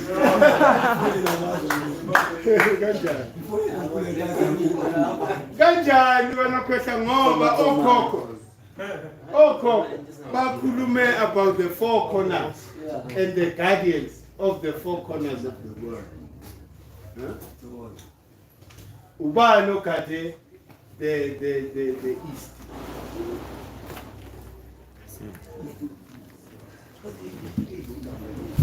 Angisakhuluma ngengane zabo zakahero bo imset abo Dawmutef. No, easy. East igadwe uAsa. I-west igadwe uOset. Right? I-north igadwe ubani? Uneptet. I-south igadwe ubani? Umphizizi wena ke.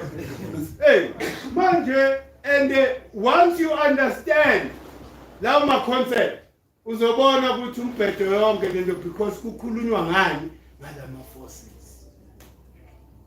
ngoba kunama fields. They say ukuthi there's an electrical field, then an electromagnetic field. Yeah. And these fields show ukuthi zinabile, so do you understand? Yonke into iqhumeke da. Yonke into iqhumeke da. The 12 principles of calendar zeda. Now the 4 of the 4 corners of the world. So in the 12, now the 4. Get the balance. Yomhlaba. Do you understand? So manje abelungu ngeke bakufundise lutho. You can only give credit to income when you are ignorant of yourself. Do you understand? Yes. So izinto kumele understand even nama fields la akhona that are dominant in our planet. The electric field, see ugesi. Our etheric bodies ugesi. You could never move without electrical charge being sent to your brain decodes and send a message to your foot for you to move. Potential energy. Yeah, bro. The electricity, even a thought, What is the thought? Hey, but yini enzakalayo lapha kade emqondweni? Ama neurons kwenzakalani lapho kuma neurons? Hey, angithi kuhamba ne electricity. Electricity yiyo that gives information umqondo wethu the brain. It decoder. That's all it does. It decodes the information that is from above. Bese ke informa ke lo mzimba ukuthi yenza kanje. Awumthuke lo muntu.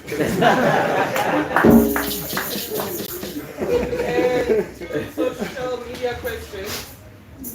One is Mkhulu regarding Heru being the divine principle responsible for hosting the frequencies of natural balance. Is Heru Kuti, Heru Behutet? Can you comment? And then another one. Mkhulu, how can we produce in our land even though we don't own our own land? So what's How can we?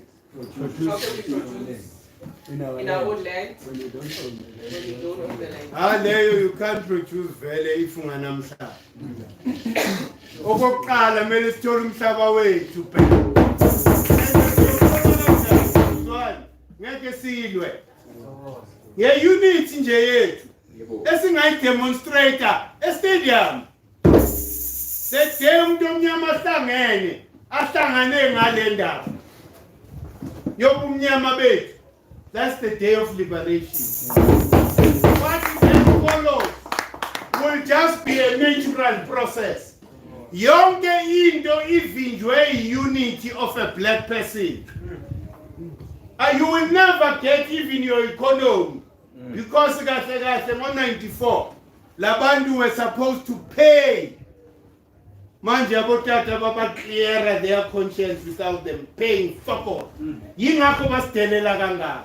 Do you understand? So kumele sibuyele kuleso sigaba. But manje labantu bayabona ukuthi without unity and the mega project there isn't a way ukuthi umuntu omnyama can unite. Do you understand? Bona ba base their reasoning based on lama politicians lanka ababaqashi. Ngoba that is why uzothola ukuthi yonke into is reaching stagnation because ipolitics iphelele. It has reached its ceiling. It can't go beyond where it is now. Do you understand? So baqalekile manje abasazi ukuthi benze njani. So yingakho ukuthi thina ke we can't waste our time with such people. Kumele siphilise le parallel system esikuyo. And the first thing okumele siyenze unity. That's all. And anything for you to belong to a movement that represents who you are. And I see political philosophy evela eBakeville. Kuthiwe hayi no, iphilosophy yaseBakeville cha. Iphilosophy ye nature. Nature philosophy. So why would you reject that? Uzoyi rejecta vele ngoba usonto. Kumele usontululwe phela ekhaya. Uthi khaya likuphi? You understand? Okay, abo Heru Peuteti Heru kukhulunywa manje about the energy ukukhula kwakhe. There's Heru the young. Megezalwa ngoDecember. There's Heru the elder now. Do you understand? So manje it's the different stages of its development or its growth of the energy. Remember, from 0, then it reaches the middle point. Lapho ke say mature. Then ukwehla ke say lose amandla towards the end of the season. You can't do anything but ubonge. Ngoba leyo season, leyo principle say lose amandla. Say yovala nayo. Do you understand? So you need, timing is very important. Do you understand? Nama hours are saying from 6 or 12 low weight, but to 6 weight until 6 low weight. I mean, isikhathi sokucela maphela. Isikhathi sokucela. From 6 emini ukuya ngo12 ntambama. So we are born. We are giving gratitude. And ukubonga ningakhohlwa maphela. Ukubonga ungena kwenye frequency which is beneficial. Yingakho esintwini kuthiwa kubonga okuncane nokukhulu. Okhokho bethu understood the importance yokubonga. Everything mele uyibonge. Hey, manje mawungabongi ke usho ukuthi manje umoya uzokwenzela isihle kanjani. Ngoba ufana nengane ethi ngadla bese ngikhahlela isitsha ngonyaka. Uyayithola leyo nto leyo. Into yasephepheni le. Mase ubongela lapha ubonga. Uyasho ukuthi angifani naleya ngane le. Khahlela isitsha ngonyaka. Ngiqeda ukudla. Akumelanga ube njalo uma umuntu omnyama. Yonke into kumele uyibonge. Mina ngikuthi mele sibonge umveli incane ngaso sonke isikhathi. And futhi ungamceli, ungamstress. Mfakele istress ke yokulala yena ungisafuna izinto. Umise isikhathi sasekuseni. Uzomharasa manje ngabo 4. So ufunana nezinto. Angithi so stress wena self. Khona into efikile la kuwe. Kanti bonga leso stress ukuthi hayi ngiyabonga. Ningifake kule vibration. Ngizophuma. Ungafuni manje ukuthi lokho stressana noNdlovukazi lapha uNomkhubulwane. Nayi kwenye into ukuthi lokucela kwethu kumele sikutime as well noNomkhubulwane. Ngoba remember ukuthi you can't go to the father without the mother. Meaning ukuthi ilanga produces energy but is reflected by uNomkhubulwane. uNomkhubulwane is responsible for distributing. So it means ukuthi for me to get blessings, kumvela incane mele ngiqale ngapha. Yingakho mina mengiphahla, hayi umphahlo wesizwe. Ngiphahla amadlozi akubomama nomama. Ngoba yibo abanikazi bemeji. Amakhehla langa aphela the whole day. Bakhipha nje instruction bathe yakwenzekale lokhu bahlaleke nenqawe. Abantu abagijimayo omama man.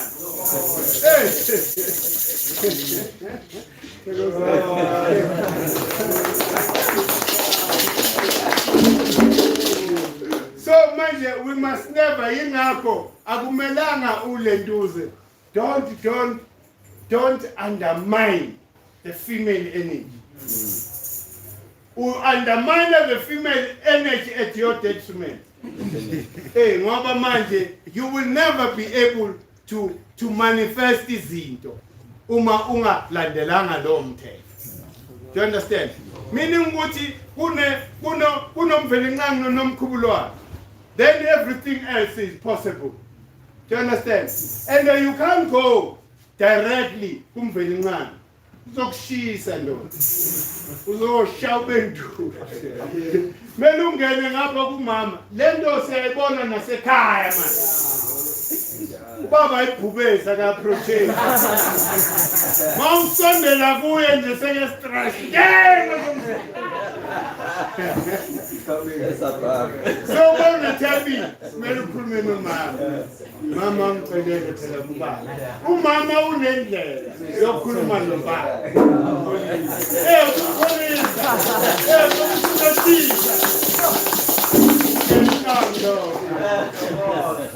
Mela police umvelincane ngiyashisa. Stress.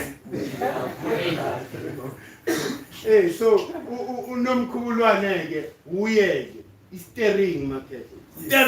Steering. And mawufuna izinto zakho zambe kahle ekhaya. Hayi ecela umama phansi. Lento ukuthi umama asebenze akasondele emsamo ake niyekeni leyo. Isukaphi leyo nto? Isukaphi leyo nto? Hayi abomama bangcolile. Ungola kanjani umama?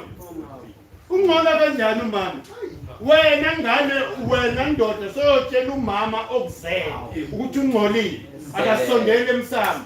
Ukudelela. Isukaphi leyo nto leyo? Ubani umuntu okulethela emhlabeni? Uye lo. Manje wena because manje sowuhleli kule situlo sakho senyama sobukhosi. So uthi umama ungcolile. Ayisebenzi lento. Izinto lezi okumele sitrace umnyombo wazo ukuthi ubuyapi.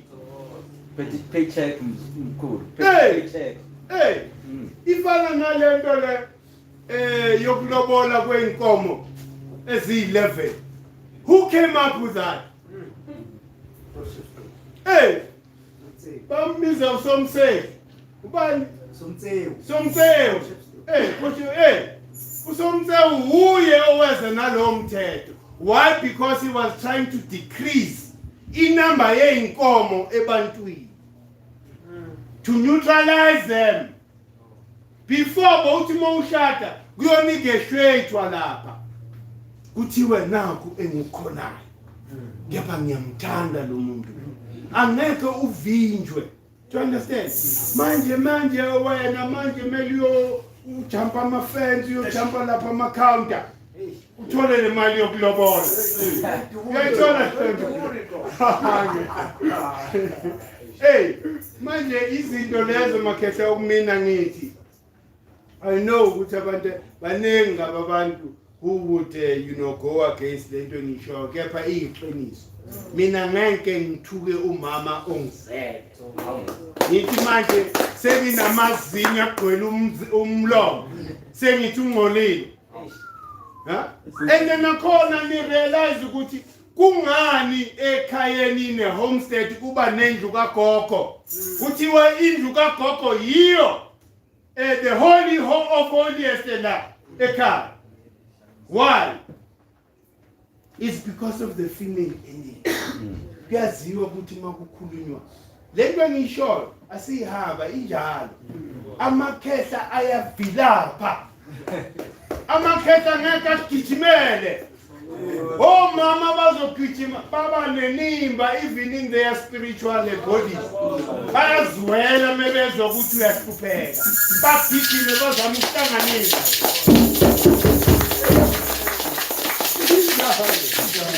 Ijalo makhehla futhi ayijini. So umama kahle the day thina siqala ukudelela the female energy. That's when we lost power. Because imfundiso yengane le. Ingakho thina besibiza omama amakhosikazi. Greater than inkosi. Hey. That's the reason.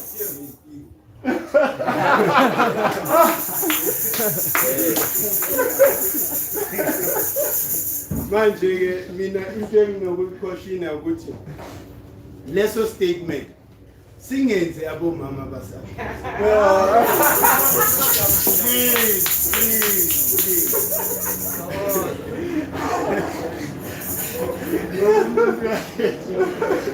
Mkhulu having ingane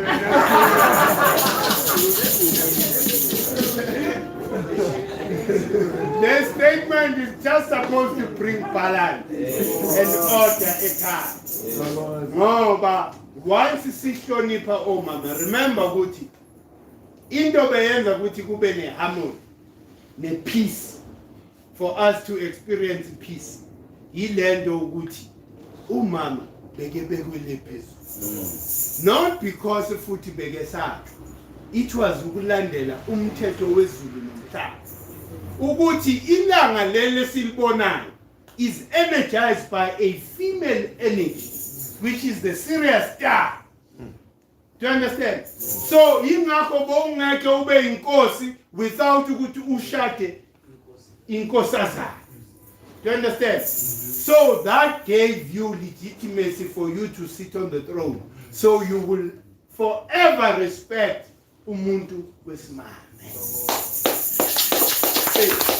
Manje umlungu wenzeni ufike la wamkhipha from the original Trinity.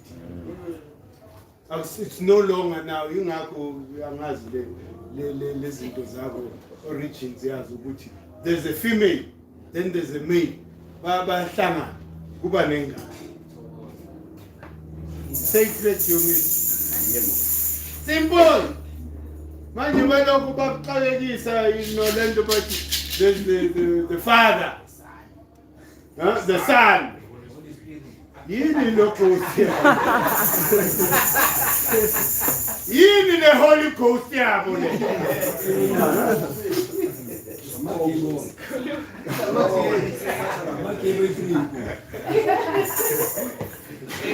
Does numerology have any significance in our lives? Oh no, it does. Remember ukuthi the sacred geometry ihambelana with the sacred numbers. Number 6, number 9, number 3. And if ungabuka ku numerology, okay, whether number 9 we are multiply uzo resolve to 9. Whether we are divider uzo resolve to 9. Do you understand? Whether we are eta uzo resolve back to 9, because mawulandela numerology i-answer yakho oyitholayo you need to ukuthi uhlanganise zonke lezo number until you get the final number. It always resolves to 9. How many principles are there of creation which are responsible for maintenance and creation? 9. Uhlala isikhathi esingakanani esiswini sikama? 9 uye the key number in the whole universe. Do you understand? So okay. 9 is very, very important to us. Hey. Numerology, I mean, into it. Who's the most high? Oh no, sure. Hey, Jengelanga, remember, no. Ilanga, remember, is the source. Yilento ngitshela yona. Amadoda no baba namumkhulu bafana nelanga. They just give. Do you understand? But the active agent is from Shu Tefnu to Nut Gap, Asa or Set. Ukwehla kwazo, and all of them, they are 9. The active agent, ungalibali lelakhehla elukumvele eminqawe the whole page. Seliyenzile umsebenzi wala ngithi lanikeza i-energy. So lithi nina-ke gijimani-ke nyokora. As long as sinambe emgqeni kama-art ngisha. Uma-art remember umveli mncane. Nojehudi umveli mncane. So you can't separate them. Mkhulu khona lapho uhetheru ke Ubani? uhetheru because nayo uhetheru khona ule phezulu nayo Hayi phansi. uphansi. Yeah, uhetheru. Remember ukuthi uhetheru is the house of Heru. Yindlu ehausa uHeru. Yingakho kuthiwa umlingani wakhe. Yingakho sibabiza kanjalo. Sithi hetheru bese sivala noHeru. Ngoba you mentioned the house first. ngiyibona kodwa Mkhulu inkosi eduze kwakhe uKepet hlezi especially mangabe ubuka nje paparazzi of army mawubuka ko pyramid text nje yonke inkomo hlezi eduze kweKepet. No, and it is that bull of heaven. Hey, the bull of heaven, it means the potency of the energy. Do you understand? It's like May September, Yakala, but iba potent, no October. La manje seyiqhumisa khona lama seeds. Do you understand? Kukhulunywa about that potency. But remember ukuthi uHeter is the same thing futhi no segment. Kuthiwa abantu bakwatisa umvelinqangi ngendlela ukuthi uHeter waguquka waba usegment. Sure. Usegment manje wagcina ebulala yonke into ekhona emhlabeni. Manje sekefuna igazi wherever she is until baze bamkhohlisa badaya amanzi rate bamnikeza wona waphuza kune wine wadala ingakho bathi thina ingakho we otherwise ngabe sonke wagona ngoba bekilokhu abulala segment waya. So segment is another version of it, that potency. That potency of yingakho kuthiwa inkomokazi yesu. Inkunzi. Do you understand? A potent energy made lapho isuke inamandla.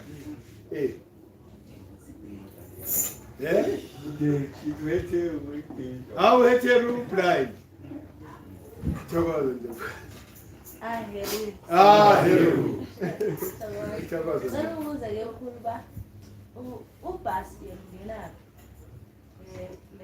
Female energy responsible for angithi ifana nani nalama degree. Ama degree ga segment. Ukuthi usegment kumesazana ubizwa lo. In the middle ubizwa lo. Towards the end ubizwa lo. So umehluko ulapha. Ifana nani nathi uyabona in terms of current uzothola ukuthi kune difference nyana ethize. Abantu who are born meyiqala in the middle nabantu who are born at the middle towards the end. Iyafana kepha kuzobe namahluko slight difference nyana okumele siyibukisise. And lento it applies go wonke ama principle. Sanibuza Mkhulu bana and xa siphahlayo phasi sithi aheru ngokana kabhasi. That's why ngibuza bana. Segment. Oh, so segment pass. Segment pass. Segment pass. Mesithi segment pass. Sesiya now siba overly descriptive of potency yakhe at that time. So it's the mothering energy my figure lapha. Uba mothering energy my figure lapha. Yes.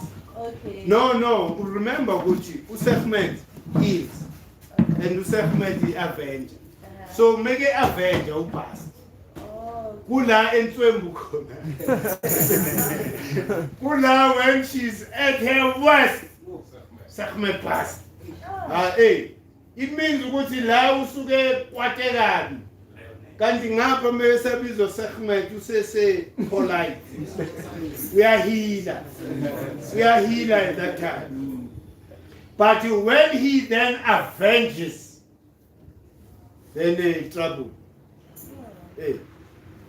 So umehluko nje uba lapho and njengoba ngishilo lokho ku-affecta wonke ama-principle. You need to understand ukuthi i-energy eqalayo ifana nelanga.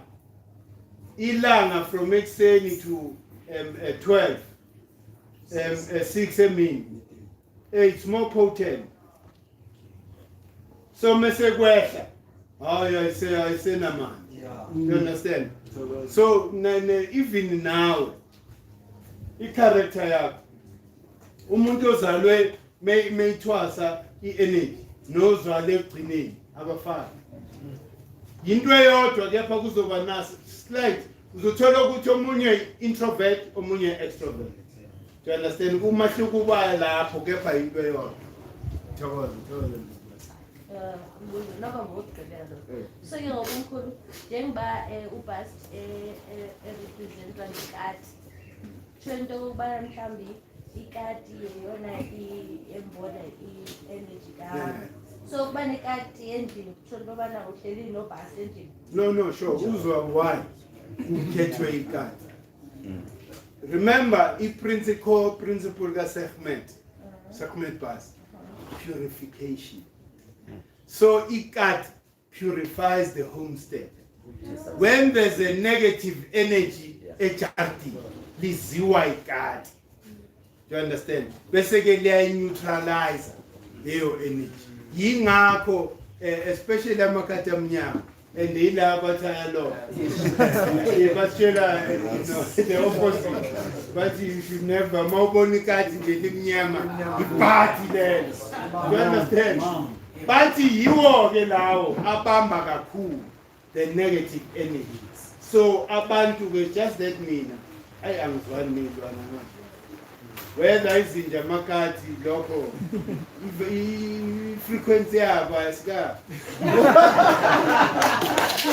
Harmonize.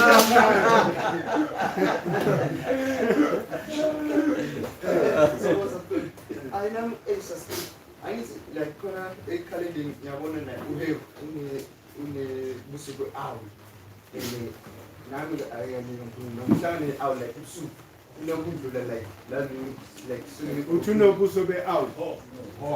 Falcon. Ukhozi. Falcon. Ukhozi tawala. Falcon ukhozi asi.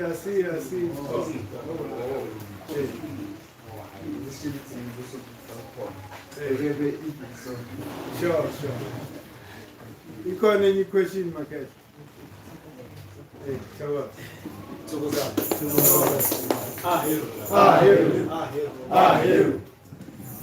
Mkhulu mina ngifuna ukubuza ngalama le ndawo ezi4 esihamba kuzo ezimndeni ezingekho.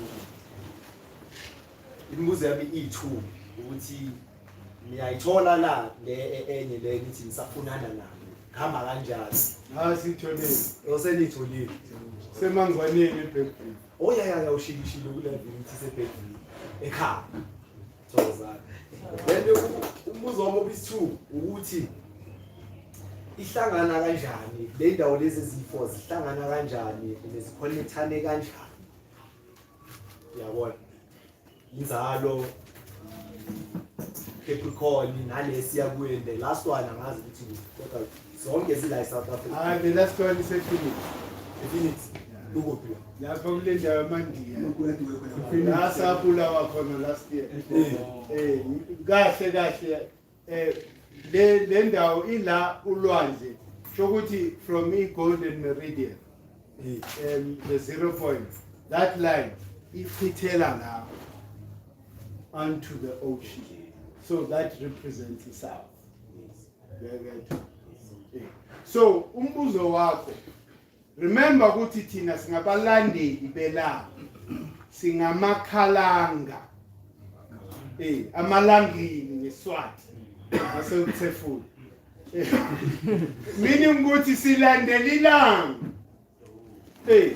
yilento siyenzayo ukuthi ilanga malibuya from the north sinalo when it's getting closer remember libuya kuphi from the east enzentuza enzalo siyalamukela right then bese sikhuphuka lalo siya kuphi elintoza eCapricorn. Do you understand? Lapho ke isignifier close. The sun is closest to earth. Lapha equilibrium enzalo. Equilibrium. Equal. You know, day and night.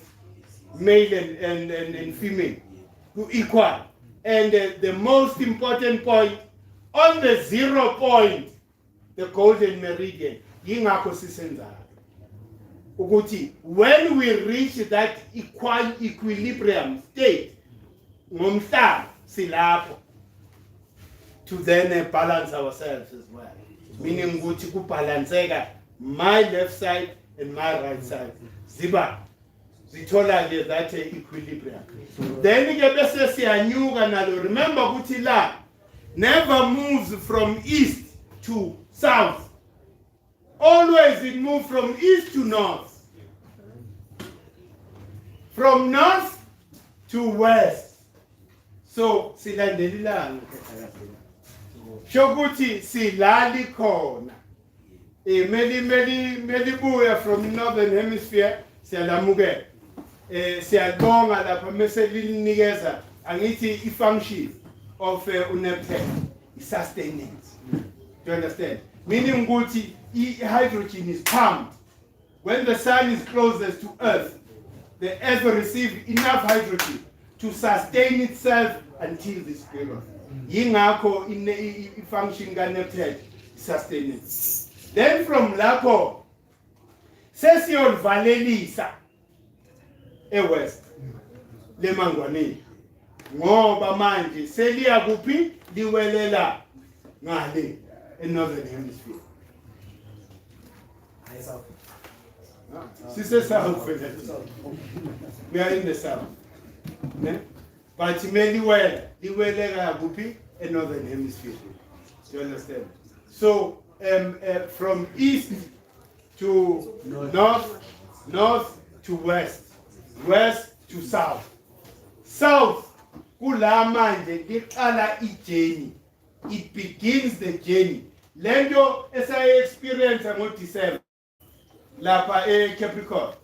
When ilanga is closest, but on that day it begins the journey to move to the north.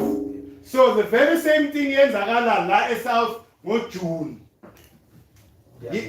No, liyabuya liqala alikabuyi kepha liqala uhambo lokusuka e-northern hemisphere now heading towards the southern hemisphere. Bese ke silamukela kuphi ngo-September. Uyayithola ngihamba kanjani sisuke silandele lapho ungena ufaka Mkhulu la sobe ufaka ukukhetha ukuthi why kathatha nje silandela angithi noma sizonishilo basho ukuthi ilanga is the sustain of life.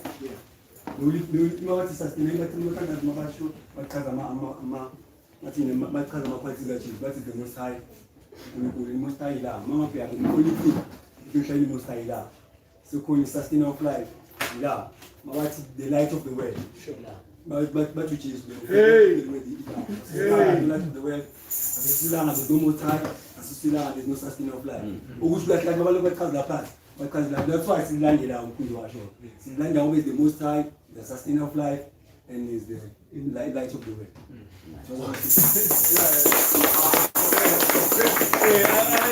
You any sustainer of life. There's no other sustainer of life besides the Lamb. Moreover, even nama planets that are in our solar system are energized by our sun. About Mars, about Jupiter, about Venus. You know, they are all energized by our sun. Because umukawabo laba hamba ngawo uzungeza ilanga. Meaning ukuthi sonke sizungeza ilanga. Sidleni manje.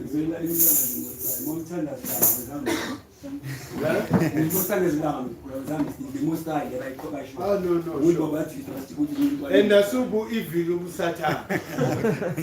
Ukuthandaza ilanga no. Uzithandaza wena because you are the sun. Angithi unale bayibiza ukuthi you are the microcosm of the sun. Basuke bakhuluma about the pineal gland because that is the meeting point, the seat of the soul, meaning ukuthi the energy of the sun. And the pineal gland produces what is called melanin, carbon. That black stuff. Lime condonwa. Even ulenduza ku stem cell. you know, who brainstem. Kunama points that produces a melanin. And what's the color melanin is black. Kunabantu bayisabaya lento bathi hayi sikho black. We are black. Based on that carbon. We have more carbon than any other people in the world. And that is a divine, a substance. On that note, Mkhulu, that's the melanin in the brain. Hence, our oppressors, they suffer from Alzheimer's disease. It's very prominent in their gene structure. Tina leo manje because this is that's why it's back. I just wanted to highlight that we must know the challenges as we face as Africans. No, sure. That's why we're encouraged to eat green food. Because green food has got more carbon. Meaning whatever you eat heals you as well.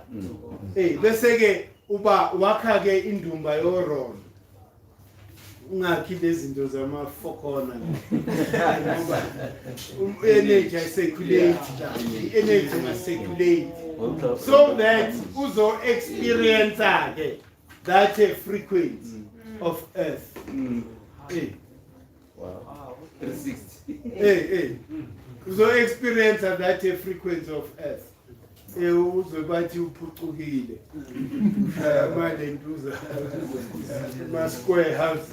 Akho kuphucuka i-design yengane. Abantu who don't understand natural science. Oh no, sure. Injalo. If you nachi, I'm an Australian man. It's the Imhotep effect, not Fibonacci. Fibonacci man. Imhotep effect. Makurondo, anything. And the Kutiwa pyramid is the most stable structure in the world. Kungafiki khukhule zingakanani ngeke siyenze mix. Sishala mabonda iforce what double apart. Do you understand? So okoko we scientists. And the land ukuthi manje bese ke sigcina si associate nogu. Thina sibona abantu okuqa makeshift. Thina we are masons. The builders of stone. Besaka okuqa lezo zenga. Why? Because we are on the run.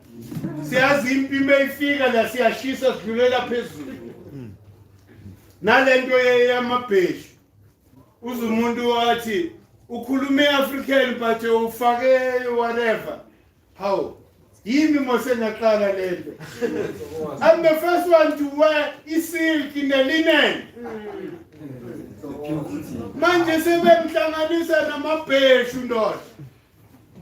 Ibheshu lifana nalo indlu yenga. It's a makeshift garment.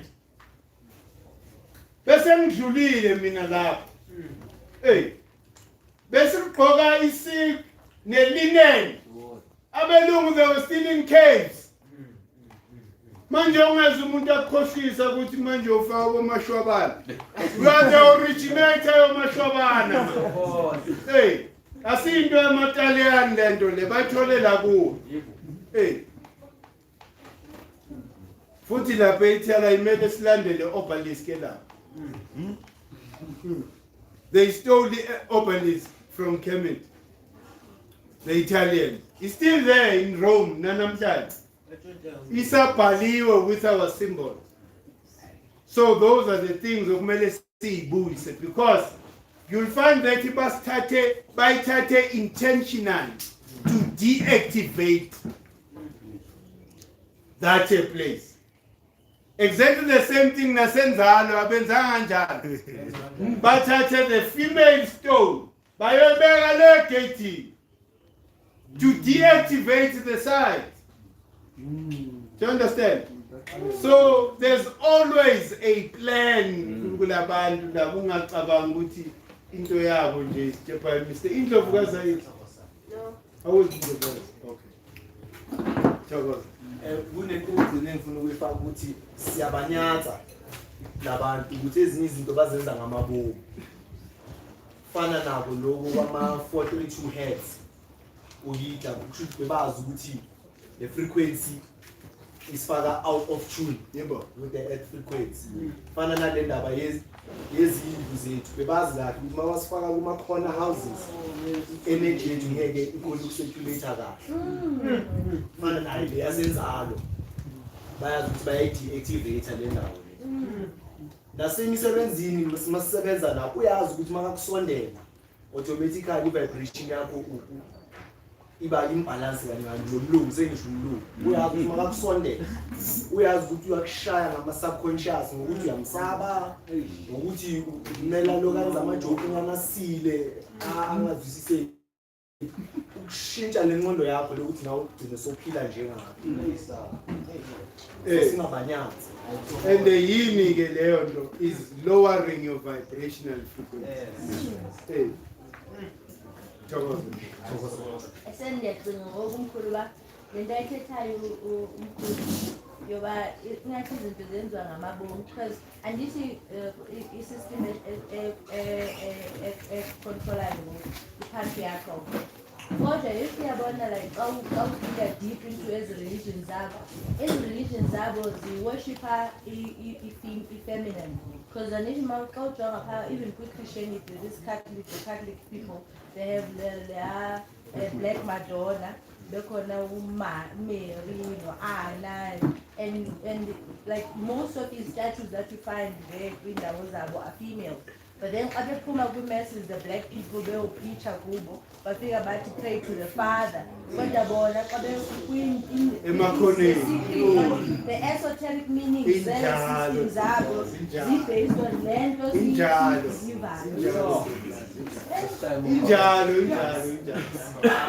meaning ukuthi abo Pope they bow down to the black man. Madala side. Leyo kayivezi in public. Uyenza madala side. Nalama rituals ethu. Bayawenza. Labo of the spring equinox, the autumn equinox, solstice and whatever. They know them, they do them. But ngeke bafundisa abantu. Banayo mkhulu yonke lento siyenzayo. Banayo i-prayer kuthiwa yi-Solomon's Key. Elandela zonke ezizelo mphahlo simphahlayo. But xa udiga into esoteric Christianity, xa ufika pha kuthiwa is Solomon's Key. Opening the circle, looking into different directions, uphathela different cardinal points with their elements and yonke lento siyithethayo. No, born.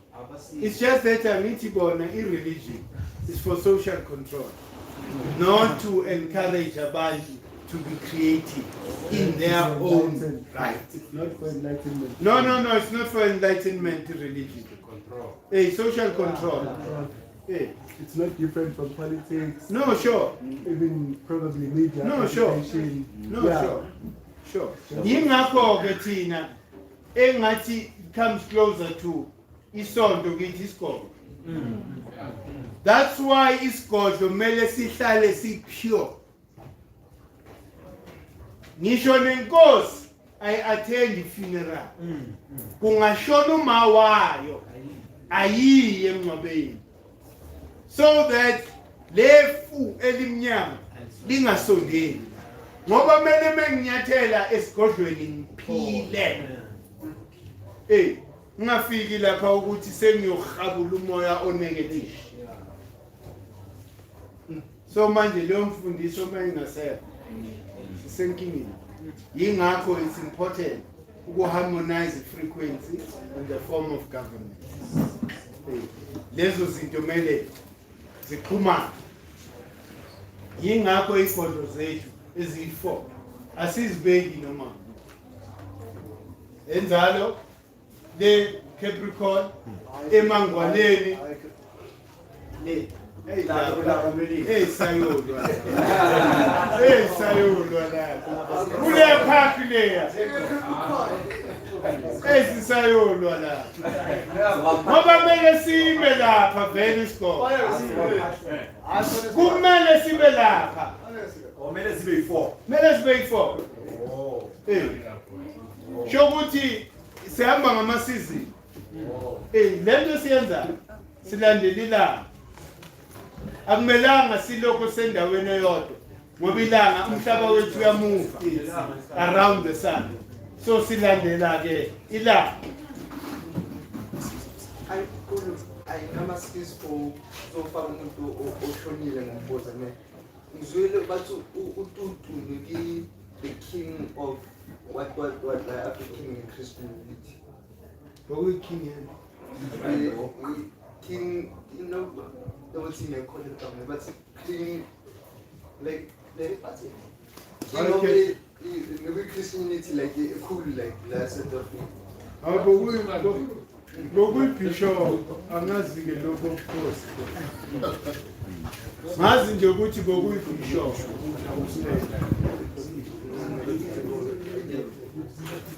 Ubani isikhathi? I'm sure singavala manje. Hayi vala.